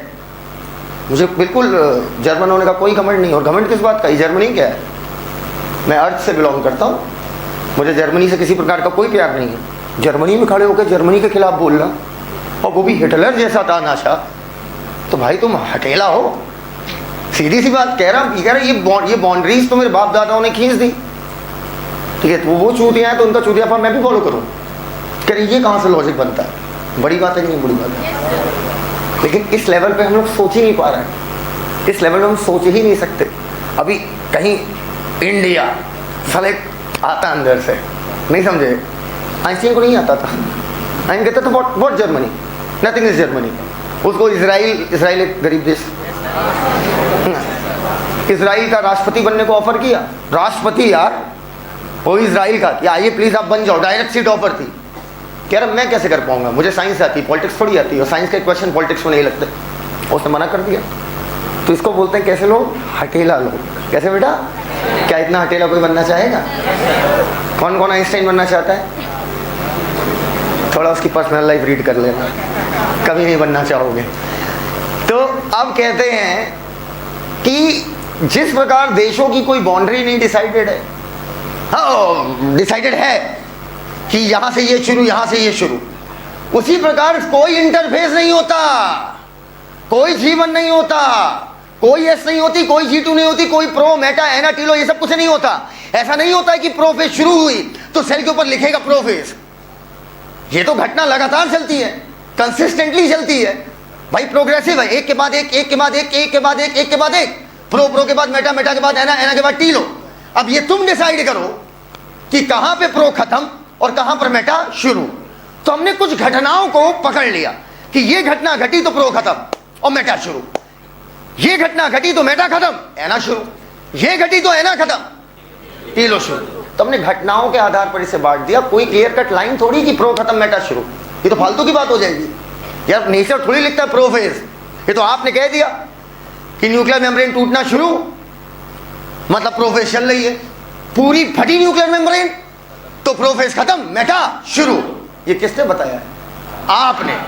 पढ़िए एम फेज में क्या लिखा है, बहुत अच्छी लाइन, प्रोग्रेसिव प्रोसेस। प्रोग्रेसिव मतलब जो लगातार चलता रहे।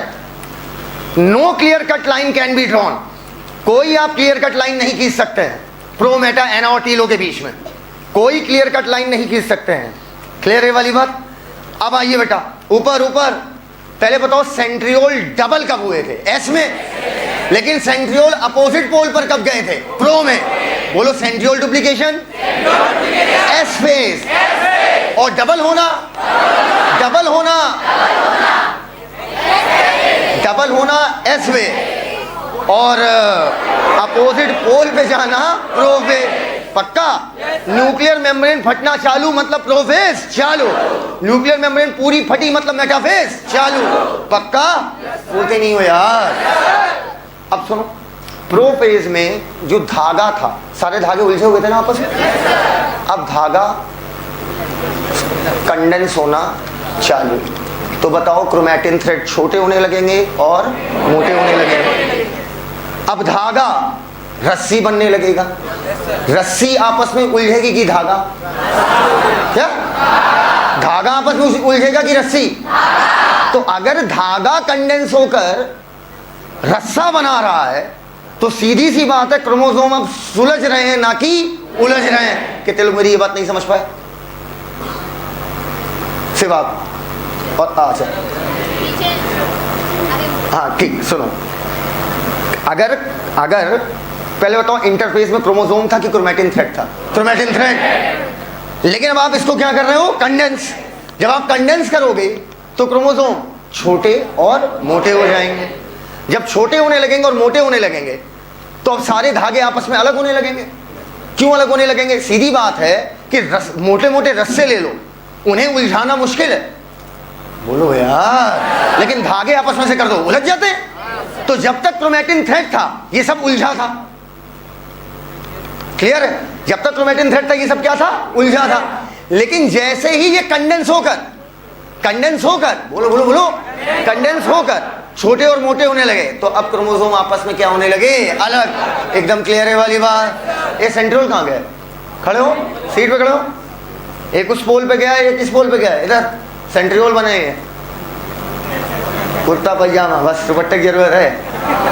अब सुनो हमारी बात, सेंट्रियोल अपोजिट पोल पे गए हैं और सेंट्रियोल से इस समय ट्यूबुलिन नाम की प्रोटीन चिपकना चालू हो जाती है, बिल्कुल जैसे दो चुंबक आपस में चिपकते हैं। एग्जाम्पल बस यही देना, बिल्कुल जैसे दो चुंबक आपस में चिपकते हैं। एग्जाम्पल इसके अलावा कुछ नहीं देंगे। बिल्कुल जैसे दो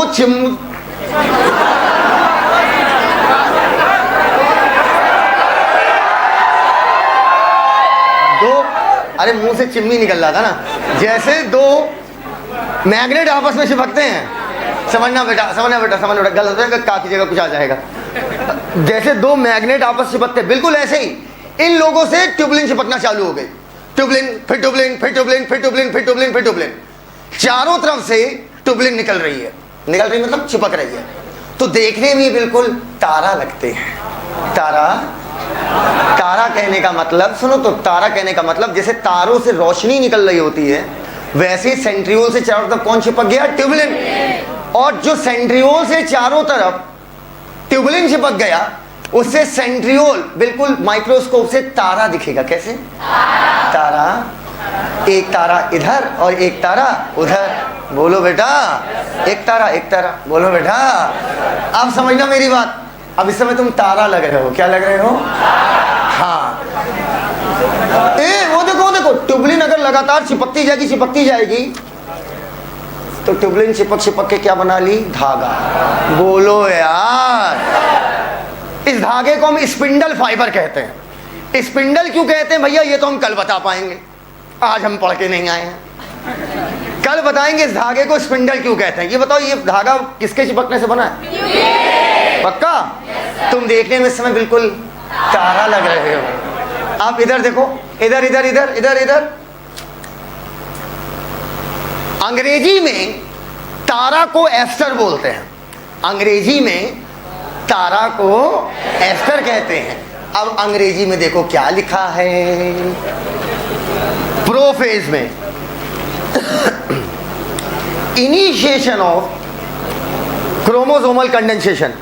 क्रोमोसोम कंडेंस होना चालू हो गए, that is chromosome untangled. Untangled मतलब सुलझना।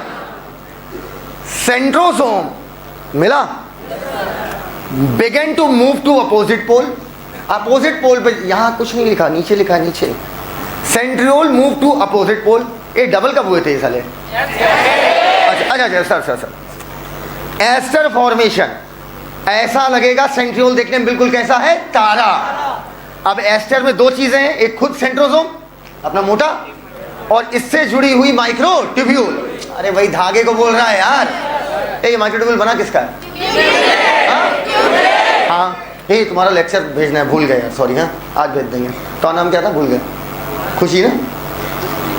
अच्छा, ऋतु नाम था। तो खुशी कौन थी? अच्छा, ये चोर। हाँ, सेंट्रोसोम प्लस दोबारा तो नहीं आया ना, हो गया ना? तब तक भाई तुम्हारा जिंदा, टेंशन नहीं लेना, समझ गई, समझ गई, खुद ही अच्छा कर देंगे। सेंट्रोसोम प्लस रेडिएटिंग माइक्रोट्यूब्यूल हो गया। इनिशिएशन, शुरुआत हो गई है भैया। ट्यूबुलिन जुड़ जुड़ कर भाई जुड़ रही है ना। इनिशिएशन ऑफ असेंबली मतलब जुड़ना of spindle fibre. End of prophase, prophase के अंत में ऊपर माइक्रोस्कोप से कोई भी सेल ऑर्गेनेल नहीं दिखता। क्या बोला? प्रोफेज के अंत में, माइक्रोस्कोप, अंत में बोल रहा हूं, माइक्रोस्कोप से कोई भी सेल ऑर्गेनेल दिखता नहीं है। इसका मतलब ये नहीं कि वो है नहीं, है पर माइक्रोस्कोप से दिखता नहीं है। अगली फेज आ गई, कॉपी किताब छोड़ दिए, दिल थाम के बैठ गए बेटा। भैया धागवा तो पकड़ लो। अबे सेंट्रोसोम कहाँ भाग रहे हो तुम, कहाँ पढ़ रहे हो? वहां काम पढ़ना नहीं है बिटिया, थोड़ा जगह दे दो। साहब है, साहब आगे आ जाइए, मैन इन ब्लैक के बीच से निकलिए। हाँ इधर, क्या ये फाड़ा दो कहाँ हमारी पैंट, थोड़ा आगे आ जाओ भैया, हटो मोटी, हटना, हटो हटो हटो, कुछ सुना देंगे उल्टा। हाँ अब सुनो, धागा लाओ, बताओ न्यूक्लियर मेम्ब्रेन पूरी फटी, 46 क्रोमोसोम, हर एक के पास क्रोमैटिड कितना? 2। हर एक के पास क्रोमैटिड कितना? 2। क्रोमोसोम कितने? 46। हर एक के पास क्रोमैटिड कितनी? 2। डीएनए कंटेंट 2C से कितना हो गया था? 4C। जैसे ही न्यूक्लियर मेम्ब्रेन फटी, अब 46 के 46 तो ये तुम्हारे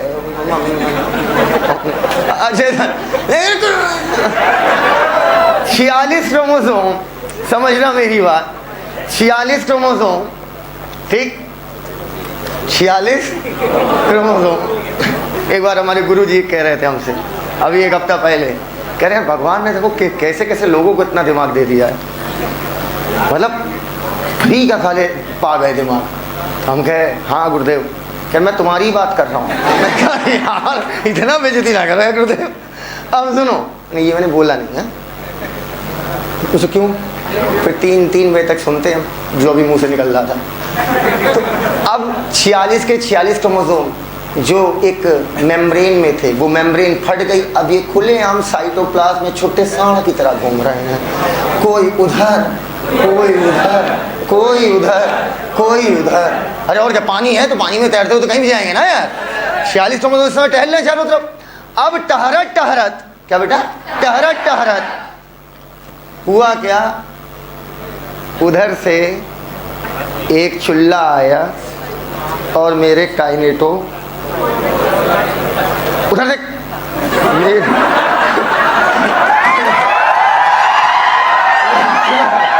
मेरे काइनेटो कोर से जाकर चिपक गया। बोलो बेटा पक्का? मेरे काइनेटो कोर से जाके चिपक गया। बोलो यार, सेंट्रोमियर से नहीं चिपका भाई जी। मोस्ट मोस्ट मोस्ट इंपॉर्टेंट प्रश्न है कि भाई ये चुल्ले, ये धागे, स्पिंडल फाइबर, माइक्रोट्यूब्यूल, जो बोलना है बोलो, ये धागे किससे चिपके हैं? काइनेटो को। पढ़ाया था, याद करो, साइड में काइनेटो कोर होते हैं। और वो मुझे घसीटना चालू कर दिया, घसीटो, लेकिन तब तक इधर वाले ने भी, ऊपर खड़ा हो गया, ऊपर ऊपर, तब तक उधर वाले ने भी हमको फंसा लिया। मेरे साथ बहुत गलत हो रहा है। मैं खुलेआम छोटे सांड की तरह घूम रहा था, लेकिन अब मैं दोनों तरफ से फंस गया। बोलो बेटा, इधर वाली क्रोमैटिड को अगर इधर वाला सेंट्रोमियर फंसाएगा, इधर वाली क्रोमैटिड को अगर इधर वाला सेंट्रोमियर फंसाएगा, तो सिस्टर क्रोमैटिड, सेम सेंट्रोमियर से जुड़ी हुई 2 क्रोमैटिड सिस्टर क्रोमैटिड को उधर वाला फंसाएगा। इधर वाले क्रोमैटिड के काइनेटोकोर को अगर उधर वाला सेंट्रियोल फंसाएगा, तो उसकी सिस्टर क्रोमैटिड को उधर वाला फंसाएगा। हाँ या ना? क्लियर है यहाँ तक? और क्रोमोसोम खींच खांच के आ गए कहाँ? बीच में। पक्का? ये कह रहे हैं हम ले जाएंगे, ये कह रहे हैं हम ले जाएंगे, हम जिंदगी भर यही करते रहे। हमने कहा बांट लो बीच से, फाड़ लो हमको। अरे ताकत से एकदम खींच रहे। पक्का? पता ही, मैंने पहले मैं रस्सी यूज़ करता था बढ़ाने के लिए 18 तक, क्योंकि फिर मुझे एक थ्योरी आई थी, उसमें बताती है, कहती है बिल्कुल इलास्टिक की तरह होते हैं ये धागे, तो मैं इलास्टिक यूज़ करने लगा। तो ये अभी इलास्टिक तनी हुई है ना, तो तनी हुई तो फोर्स लगा रही होगी। अरे मुझे फील हो रहा है भाई, बेल्ट लगाओ। अब सुनो, अब क्या है, क्रोमोसोम खींच खांच के बिल्कुल बीच में, धरती के बीच वाले पोर्शन को शायद इक्वेटर बोलते हैं क्या? बीच में यहाँ मैं अकेला हूँ कि 46 हैं? देखो इधर से लेकर उधर तक। अच्छा इमेजिन, एक चीज करना चाहोगे? इमेजिन, सिर्फ इमेजिन, एक लड़का जरा अंत से खड़ा हो जाए, उधर अंत से, एक टोपिया हो, सीट पे खड़े हो, खड़े हो, सीट पे सीट खड़े हो, खड़े खड़े खड़े खड़े, हाथ ऊपर करो, बिटिया खड़ी हो जाओ, खड़ी हो, ऊपर ऊपर, अरे खड़ी हो जाओ, कोई दिक्कत नहीं। ऐसे दोनों हाथ ऐसे सब लोग ऊपर करो, दोनों लोग ऊपर करो, ऊपर करो, ऐसे करो हाथ, मान लो ये बच्चा भी एक क्रोमोसोम, ये बच्चा भी एक क्रोमोसोम है, इनके साथ भी यही हो रहा है जो मेरे साथ हो रहा है। मुझे इधर से पकड़ा, इधर से पकड़ा है, तो तुमको भी दोनों तरफ से पकड़ा होगा। जरा इसको इसमें कर लो, ऐसे कर लो, पकड़ो, इसको पकड़ो, नहीं वो छूट जाएगा। यार मुझे शेप कुछ ऐसा बनता दिख रहा है। ओ मम्मी, हाँ, सही निकला, सही निकला।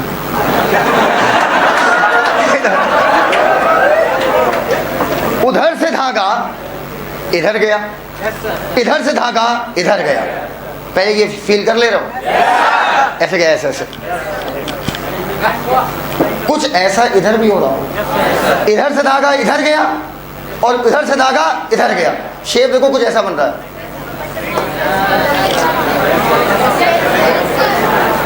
ऐसा शेप जो बीच में चौड़ा और दोनों तरफ से पतला, उसे बोलते हैं स्पिंडल। क्या बोलते हैं? दैट्स वाई इन धागों को बोलते हैं स्पिंडल फाइबर। अब क्रोमोसोम देख रही हो मोटी क्या हो रहा है। अब क्रोमोसोम खींच खांच के कहाँ लाए गए? बीच में। नहीं, जब लगा ले तो देखो, अभी तैयार हो रहे हैं ना। अब क्रोमोसोम खींच खांच के इधर क्रोमोसोम खींच खांच के बीच में आ गए। बीच में अब अगर कोई माइक्रोस्कोप से देखेगा तो क्रोमोसोम बिल्कुल एकदम लाइन में लगे दिखते हैं, पक्का। और फेस कौन सी चल रही है? मेटाफेज। और ये 46 क्रोमोसोम बिल्कुल देखने में एक प्लेट जैसे लगते हैं। कैसे? प्लेट जैसे, लंबाई में लग गए 46। ये कहलाएगा मेटाफेज प्लेट। क्रोमोसोम शायद प्रोफेज में कंडेंस हो रहा था ना, मेटाफेज तक कंडेंस होता है। मैक्सिमम कंडेंसेशन शुरू कहां पे हुआ? प्रो में। शुरू कहां पे हुआ? प्रो में। और मैक्सिमम कंडेंसेशन मेटाफेज। तो पूछेगा क्रोमोसोमल कंडेंसेशन शुरू कब हुआ था? प्रो में। सबसे ज्यादा कंडेंस कब हुआ? मेटा में। सबसे छोटे सबसे मोटे मेटाफेज। लाओ समझ देता, metaphase. Marking point. Spindle, spindle समझ गया ना क्या होता है? ये पूरे को बोलते हैं स्पिंडल ऑपरेटस। क्या बोलते हैं? Spindle operator. देखो स्पिंडल ऑपरेटस में क्या क्या आता है? 2 एस्टर, 2 तारे हमारे, देखो इधर एक तारा एक सितारा, बोलो बेटा, 2 तारा plus spindle fibre. Metaphase, complete disintegration of nuclear membrane. Nuclear membrane पूरी तरीके से टूट जाएगी। 100 क्रोमोसोम खुलेआम छुट्टे सांड की तरह साइटोप्लाज्म में घूम रहे हैं, गुम्मी गुम्मी। कंडेंसेशन कंप्लीटेड, कंडेंसेशन कंप्लीट हो गया। दैट इज क्रोमोसोम की मॉर्फोलॉजी अब सबसे अच्छे से आप स्टडी कर पाओगे। इधर देख लो बेटा, मौका मिला तो सब। क्रोमोसोमल कंडेंसेशन, क्रोमोसोम की मॉर्फोलॉजी सबसे ज्यादा क्लियर दिखाई देगी। बोलो बेटा। स्पिंडल फाइबर क्रोमोसोम के काइनेटोकोर से, काइनेटोकोर से अटैच होता है। अरे आपने बता दिया, नहीं तो मैं तो पता नहीं कहां से अटैच कर देता। और अच्छा हुआ सेंट्रोमियर से नहीं होते, पढ़ाने में बड़ा दिक्कत होता है यार। अच्छा, स्पिंडल फाइबर, हाँ यही लिखा है, पढ़ो। स्पिंडल फाइबर क्रोमोसोम के काइनेटोकोर से अटैच होकर उसे खींच खांच कर स्पिंडल इक्वेटर मतलब बीचों बीच ले आते हैं। प्लेन ऑफ अलाइनमेंट, अलाइनमेंट में लगने का तरीका कहलाता है मेटाफेज प्लेट। नीचे यार एक लाइन लिखी है, बहुत अच्छी लिखी है, हाथ देख ही नहीं रहे। Kinetochore of one chromatid is attached to one pole and kinetochore of its sister chromatid is attached to opposite pole। कितने लोगों के बात नहीं समझ में आई? चश्मा ही लेना है ना? तुम्हें नहीं आई? नहीं आई? आज तो आई वहाँ क्यों पड़ती? अरे मोर माई, हाँ इसको बता गई। तुम भी खींच रहे हो और तुम भी खींच रहे हो, दोनों लोग खींच रहे हैं। देख रहे हो क्या हो रहा है? आओ आओ बेटा आओ। तो तुम्हें क्या लग रहा है? इनको लग रहा है कि हम अपने आप को बीच से फड़वाएंगे। हम भैया इतने भी डेडिकेटेड टीचर नहीं हैं, हमें फिर पढ़ाना है। आओ इधर आओ। क्या हो गया? आओ पीछे आओगी। क्या पहनो बेटा? पैंट है ना? है ना? अब सुनो, अब सुन ही नहीं रहे। अब हम लोग लगाओगे, अच्छा तैयार कराएंगे। अब सुनो,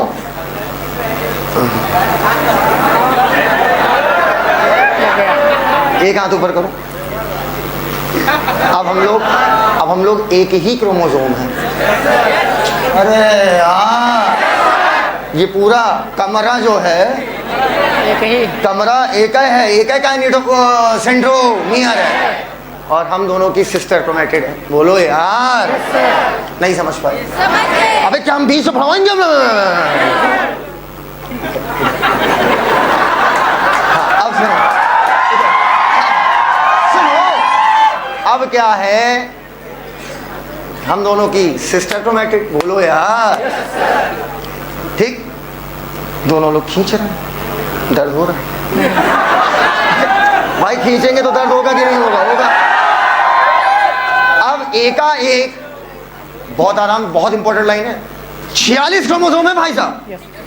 कितने हैं? 46। पक्का 46 क्रोमोसोम लाइन से है। हर एक के पास क्रोमेटिड कितनी?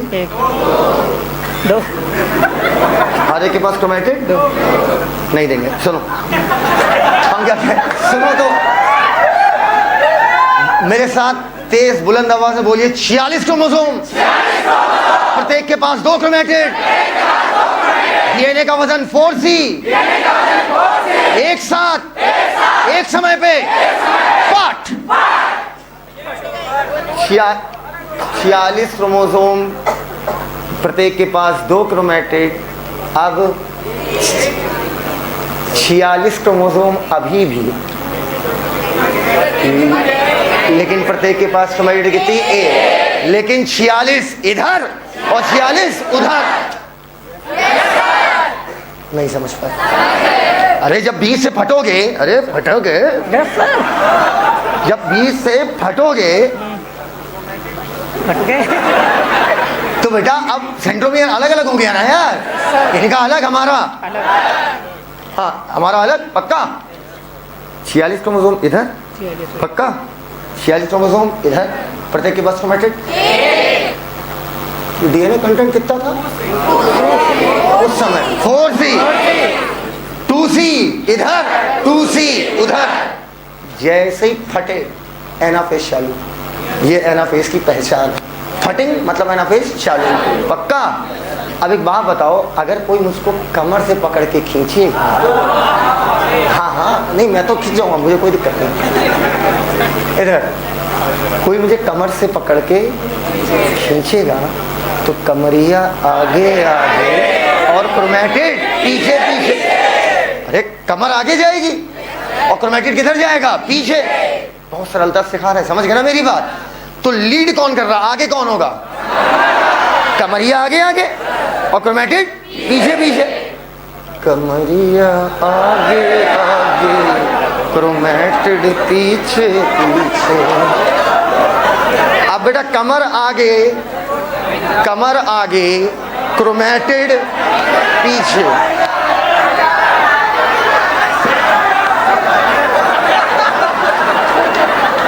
कमरिया आगे आगे, क्रोमेटिड पीछे पीछे। कमरिया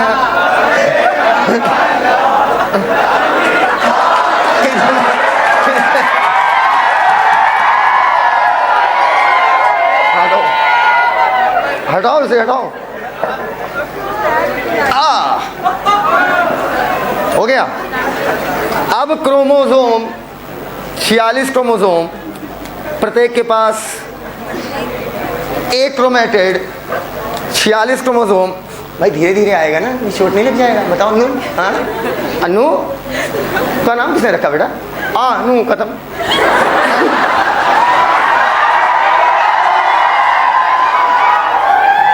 छियालीस क्रोमोसोम इधर खड़ा है ऊपर। 46 क्रोमोसोम उधरी उधरी उधरी उधरी उधरी रहो। 46 क्रोमोसोम इधर, 46 क्रोमोसोम उधर। प्रत्येक के पास क्रोमेटिड कितनी? एक। डीएनए इधर कितना? 2C। उधर कितना? 2C। क्लियर है ये वाली बात? क्लियर है? जैसे क्रोमोसोम यहाँ पहुंचे पोल पे, एनाफेज खत्म। टीलो क्या है मालूम है? प्रो का उल्टा, प्रो का उल्टा। तो क्या क्लियर नहीं है क्या? क्लियर? अच्छा अच्छा, फेस। टीलो जो है वो प्रो का उल्टा है, राइट? जो प्रो फेज में होगा उसका बिल्कुल अपोजिट होगा टीलो में। प्रो फेज में वो डीएनए कंडेंस हो रहा है, टीलो में खोल दो, खोल दो भाई, खोल दो। प्रो फेज में क्रोमोसोम सुलझ रहा था, टीलो में उलझा दो। प्रो में न्यूक्लियर मेम्ब्रेन हट रही थी, यहां पर न्यूक्लियर मेम्ब्रेन बना दो। प्रो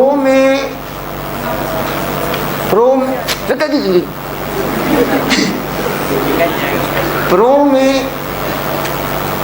सेल ऑर्गेनल डिसअपियर हुआ था, रीअपियर करा दो। और जब ये घटना हो गई, टीलो खत्म। हैप्पी बर्थडे, पढ़िए मेरे साथ, लोग दे रहे हैं भी पार्टी, आओ। सिर्फ पेय पदार्थ मिलेगा। एनाफेज, फटना ऑफ क्रोमोसोम, साइमल्टेनियस, एक समय पर, एक साथ, एक टाइम पर। स्प्लिटिंग मतलब फटना ऑफ डाइक्रोमेटिड क्रोमोसोम, दो क्रोमेटिड वाला क्रोमोसोम, ऑफ डाइक्रोमेटिड क्रोमोसोम हो गया।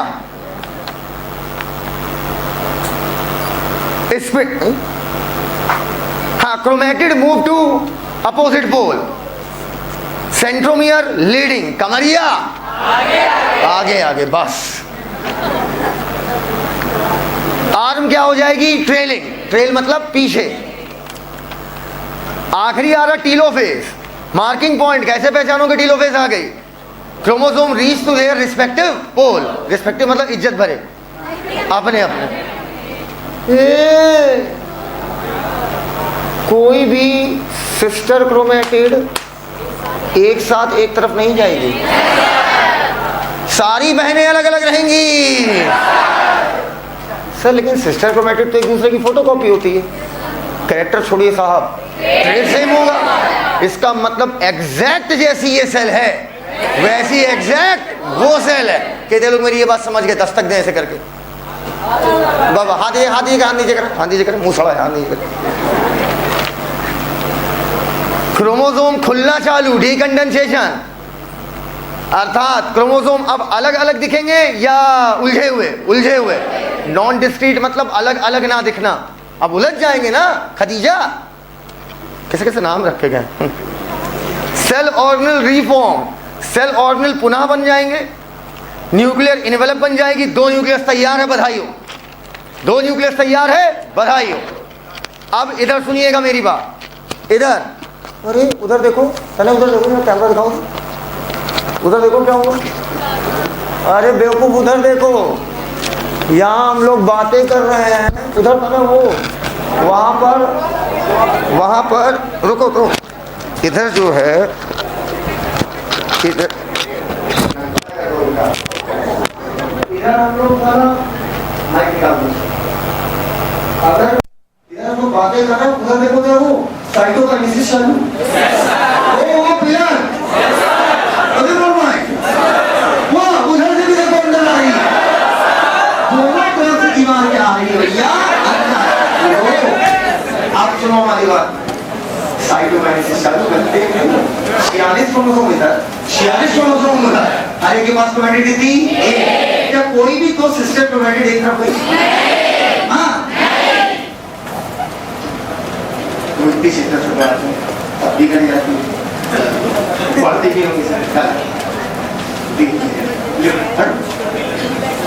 इतनी शिद्दत से पढ़ते हैं, इतने मत पढ़ेंगे भी सारी सर बताएं यार, आज संडे क्लास देख लो, शर्म नहीं आती है। हेलो, किधर आप लोग के हॉस्टल की प्रत्येक स्कूल के नाम तक आ जाती? देखो, अगर सैला बोलने वाले तो गुरुदेव बोलने वाले भी, तो समझे रहना, जिससे बोलो क्या पता वो जड़ दे जाए, फिर उसके बाद में तुम प्यार होता ही करें, बोलो क्यों? तुम क्यों किया वो हम देखते ही ब्रेन से मतलब इसका मतलब वो वाला इंटर होते प्रोटीन से स्ट्रांग होते हो पूरा भगनी को होते हैं देखो लगी अच्छा पॉजिटिव टेक दिस पॉजिटिव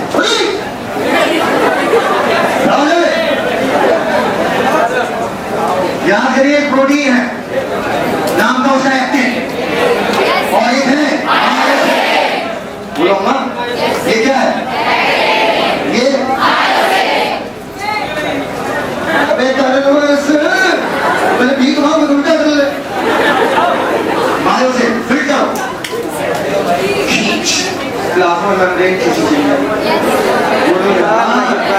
क्या आप लोग को उधर का सौंदर्य दिखा आप लोग को उधर का सौंदर्य दिखा कहाँ दिख रहा प्लाज्मा मेम्ब्रेन आ गया अब पॉसिबल होती क्या पता चल जाए इसी के देख रहे हैं एक्टिन मायोसिन फिट खींच एक्टिन और भैया ब्रदर मैं बहुत लोगों को मारता है मायोसिन फिट खींच एक्टिन बाहर बाहर बाहर बाहर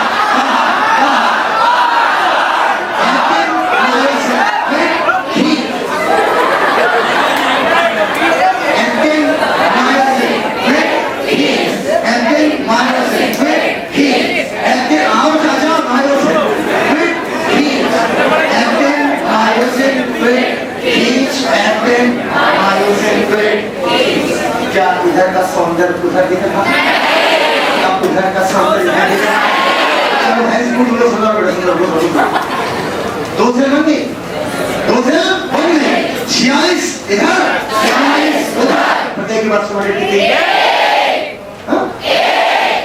शुरू किससे किया जरा देखो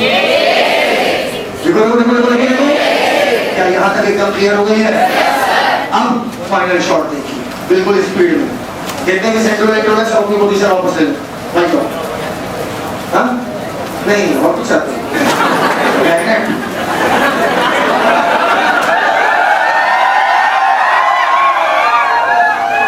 नहीं मेरे को दिक्कत नहीं है बस मुझे मेरे टाइम की कीमत चाहिए भाई मैं अगर वक्त दूंगा ऐसे नहीं ना मगर कभी वक्त नहीं दूंगा जाओ इधर लो सेंट्रियोल बना दोनों सेंट्रियोल सब कवर और बेटा अगर एक और गलती हाँ वही तो कहाँ लगा नहीं है सही बात है बेटा दोनों जाओ चिपको उसके जाओ ए बेटिया कोई लोग दुपट्टा दे दो अब एक लास्ट बार सिखाएंगे बेटा वो सीधे वाले चलो उससे चलो जाओ उससे चिपक जाओ जाओ कहाँ गया पहले कहाँ पहुंच गया पहले चिपको उससे सुनो चेंज करो अबे चेंज कर हाँ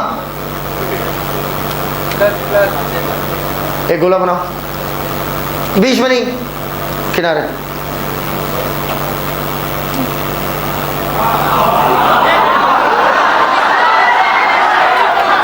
शुरुआत अच्छी थी अंत में गंदवा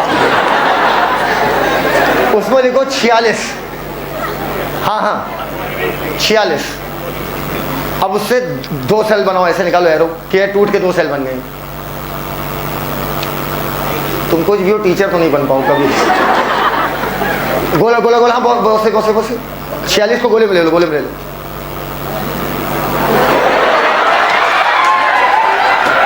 कोई नहीं अरे कोई नहीं बेटा कोई नहीं एक और गोला बनाओ उसके नीचे अरे हम ही याद कर दें क्या ए तुम उठ के कर दो ए विद्यांशी ए लड़की पगली जा तुरंत कर दो अरे ठीक है बेटा बन गया बहुत सुंदर लगा अरे बना लिया अच्छी बात 46 ठीक है वहां पर लिखो नंबर ऑफ अरे साइड में देखो number of chromatid number of इनका तो छोटा है बड़ा हो रहा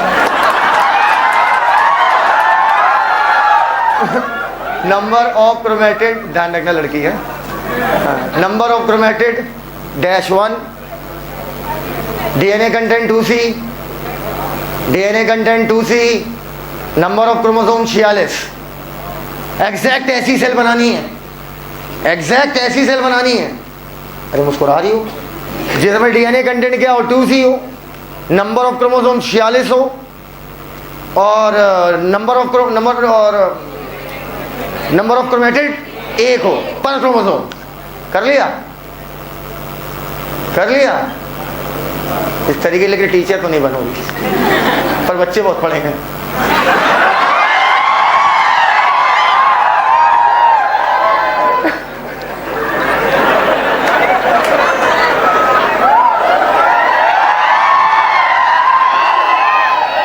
हो गया,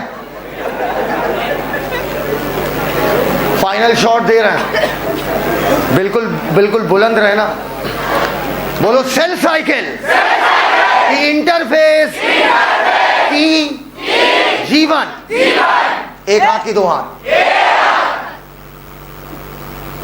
आरएनए बन रहा होगा, सेल मैक्सिमम ग्रोथ कर रही होगी। अब आप क्या बोलोगे? स्टॉप। अब एक क्वेश्चन आप पूछेंगे, एक क्वेश्चन आप पूछिए। तुम साइटोप्लाज्म में, तुम बताओ, हम तो अंदर हैं। हाँ बेटा, यस सर, मूव। अब तुरंत आएगी एस में। अभी तक 46 क्रोमोसोम, प्रत्येक क्रोमोसोम के पास एक क्रोमेटिड, डीएनए कंटेंट 2C है ना, DNA double, DNA double, DNA 2C से हो गया, क्रोमोसोम 46 से हो गया, 46 से एकदम लड़कियों जैसा हाथ है। हाँ सही में सरकौल है एकदम, बहुत ज्यादा। हाँ तभी तो गुरुवार कहते झूलें दो। नहीं भैया इतने लोग ना आओ काम चल जाए। इधर 46 क्रोमोसोम, प्रत्येक के पास 2 chromatid, centromere 46 chromosome, 46 chromatid, 2 DNA content 4C। Histone बनेगा। सेंट्रियोल डुप्लीकेशन, टेलोसाइटोप्लाज्म में। अलग हो जाओ बेटा, अलग हो जाओ, टहलो। कहीं तुम यहीं आ रहे हो बार बार। अब G2, अब बेटा G2 आ गई, जल्दी बोलो। ट्यूबलिन बना, ट्यूबलिन बना, ट्यूबलिन बना, ट्यूबलिन बना। अब फिर बोलोगे स्टॉप। पहला आप पूछेंगे आरएनए बना, हाँ मैक्सिमम। बाहर तुम हमसे क्या पूछ रही हो? डीएनए रेप्लिकेशन बिल्कुल हुआ। बस लो क्या, जब डीएनए रेप्लिकेशन हो गया मतलब बांधने के लिए हिस्टोन तो होगा ही यार। हाँ बेटा अगला तुम बताओ। तुम साइटोप्लाज्म में हो, सेंट्रियोल न्यूक्लियोप्लाज्म में थोड़ी होता है भाई। क्यों भाई? अच्छा अब क्या बोलोगे? हाँ ट्यूबलिन बन गया। अरे तुम तो भाई हो। हाँ बेटा ट्यूबलिन बन गई है ना। अब बेटा क्या कहोगे? मूव। अब बोलो एम फेज की कैरियोकाइनेसिस की प्रोफेज। अब ऐठना चालू। अरे ऐठन चालू बोलते नहीं हो यार। ये पहले बताओ, जब फर्स्ट टाइम पढ़ा रहे थे तो इधर देख के पढ़ा रहे थे किधर? इधर। अरे सच बताओ यार, इधर। इस बार इधर रहेगा, फिर इधर। देखो नहीं साले इधर देख के पढ़ा रहे, झूठ बोल रहे हो। हाँ अब इधर देखो बेटा, इधर। अंकित बाबू पीछे से क्या ले रहे? आगे से थोड़ा इधर देखो। ये कोई तरीका नहीं है ना।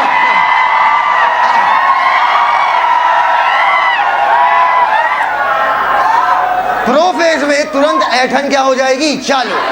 क्रोमोसोमल कंडेंसेशन चालू हो गया। क्रोमोसोम छोटे और मोटे। लेकिन कब तक कंडेंसेशन होगा? मेटाफेज।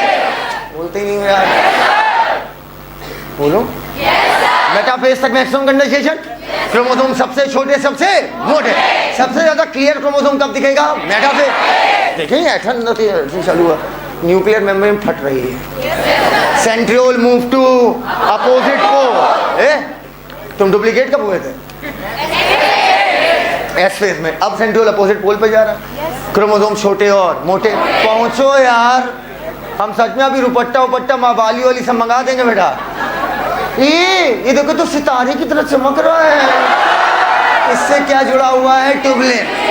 ट्यूबलिन जुड़ कर धागे बना रही है जी। देख रहे हो जी।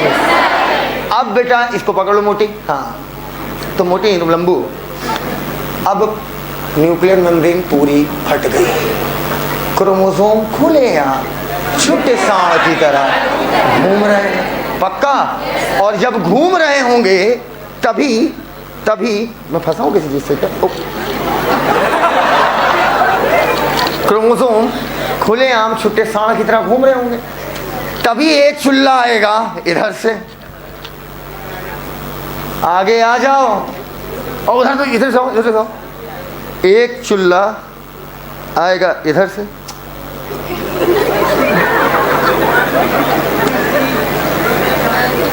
अरे बेटा फंसने फंसाने में टाइम लगता है, ऐसा थोड़ी होता है। अगर हमारी चीज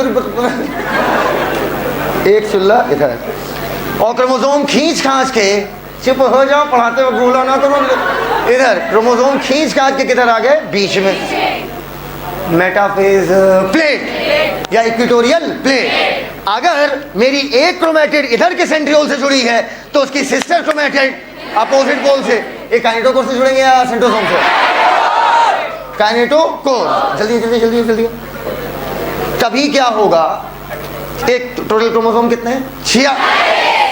टोटल क्रोमोसोम कितने हैं? 46। और हाथों में करो, प्रत्येक के पास अभी ऐसे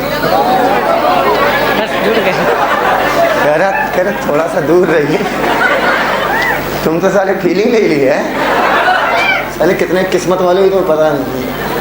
इधर आओ बेटा, इधर आओ। अब सुनो, अब 46 क्रोमोसोम बेटा, हर एक के पास बेटिया कितनी क्रोमेटिड? 1 2, हर एक के पास 2 क्रोमेटिड। 46 क्रोमोसोम, बोलो मेरे साथ, 46 क्रोमोसोम, प्रत्येक के पास 2 क्रोमेटिड, डीएनए कंटेंट 4C, एक साथ एक समय पर कट। 46 इधर, 46 इधर, कमरिया आगे, क्रोमेटिड एकदम क्लियर है बात? 2C 46। ए, हम दोनों तो एक दूसरे की एकदम फोटोकॉपी थे ना, हाथ ऊपर कर। इसका मतलब जो यहाँ लिखा वही सेम यहाँ लिखा, मतलब जैसी सेल वो बनी वैसी सेल ये बनी, तो कमरिया आगे चलो ना। और क्रोमेटिड पीछे, और हम अल्टीमेटली दुल्हन की तरह लहंगा उठा रहे बार बार। हम अल्टीमेटली हम पहुंचे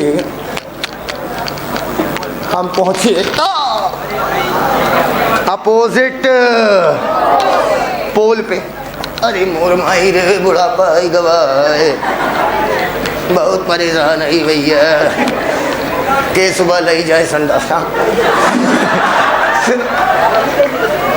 46 क्रोमोसोम इधर, हर एक के पास क्रोमेटिड। मेरी बहन उधर, अरे मेरी सिस्टर क्रोमेटिड। आज मेरी बहन डेवलप हो गई, अपनी से सिस्टर क्रोमेटिड नहीं, अपने आप में कहेंगे क्रोमोजो। 46 क्रोमोसोम इधर, 46 क्रोमोसोम इधर, 46 क्रोमेटिड इधर, 46 क्रोमेटिड उधर, DNA content 2C, DNA content 2C।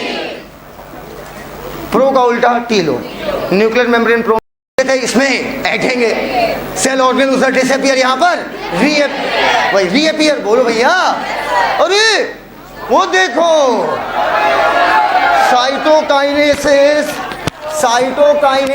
इधर देखो, उधर। अब साइटोकाइनेसिस होगी चालू हो गई। अब साइटोकाइनेसिस होगी चालू हो गई, तो हम आगे का क्वेश्चन करते हैं। क्या बोलूँ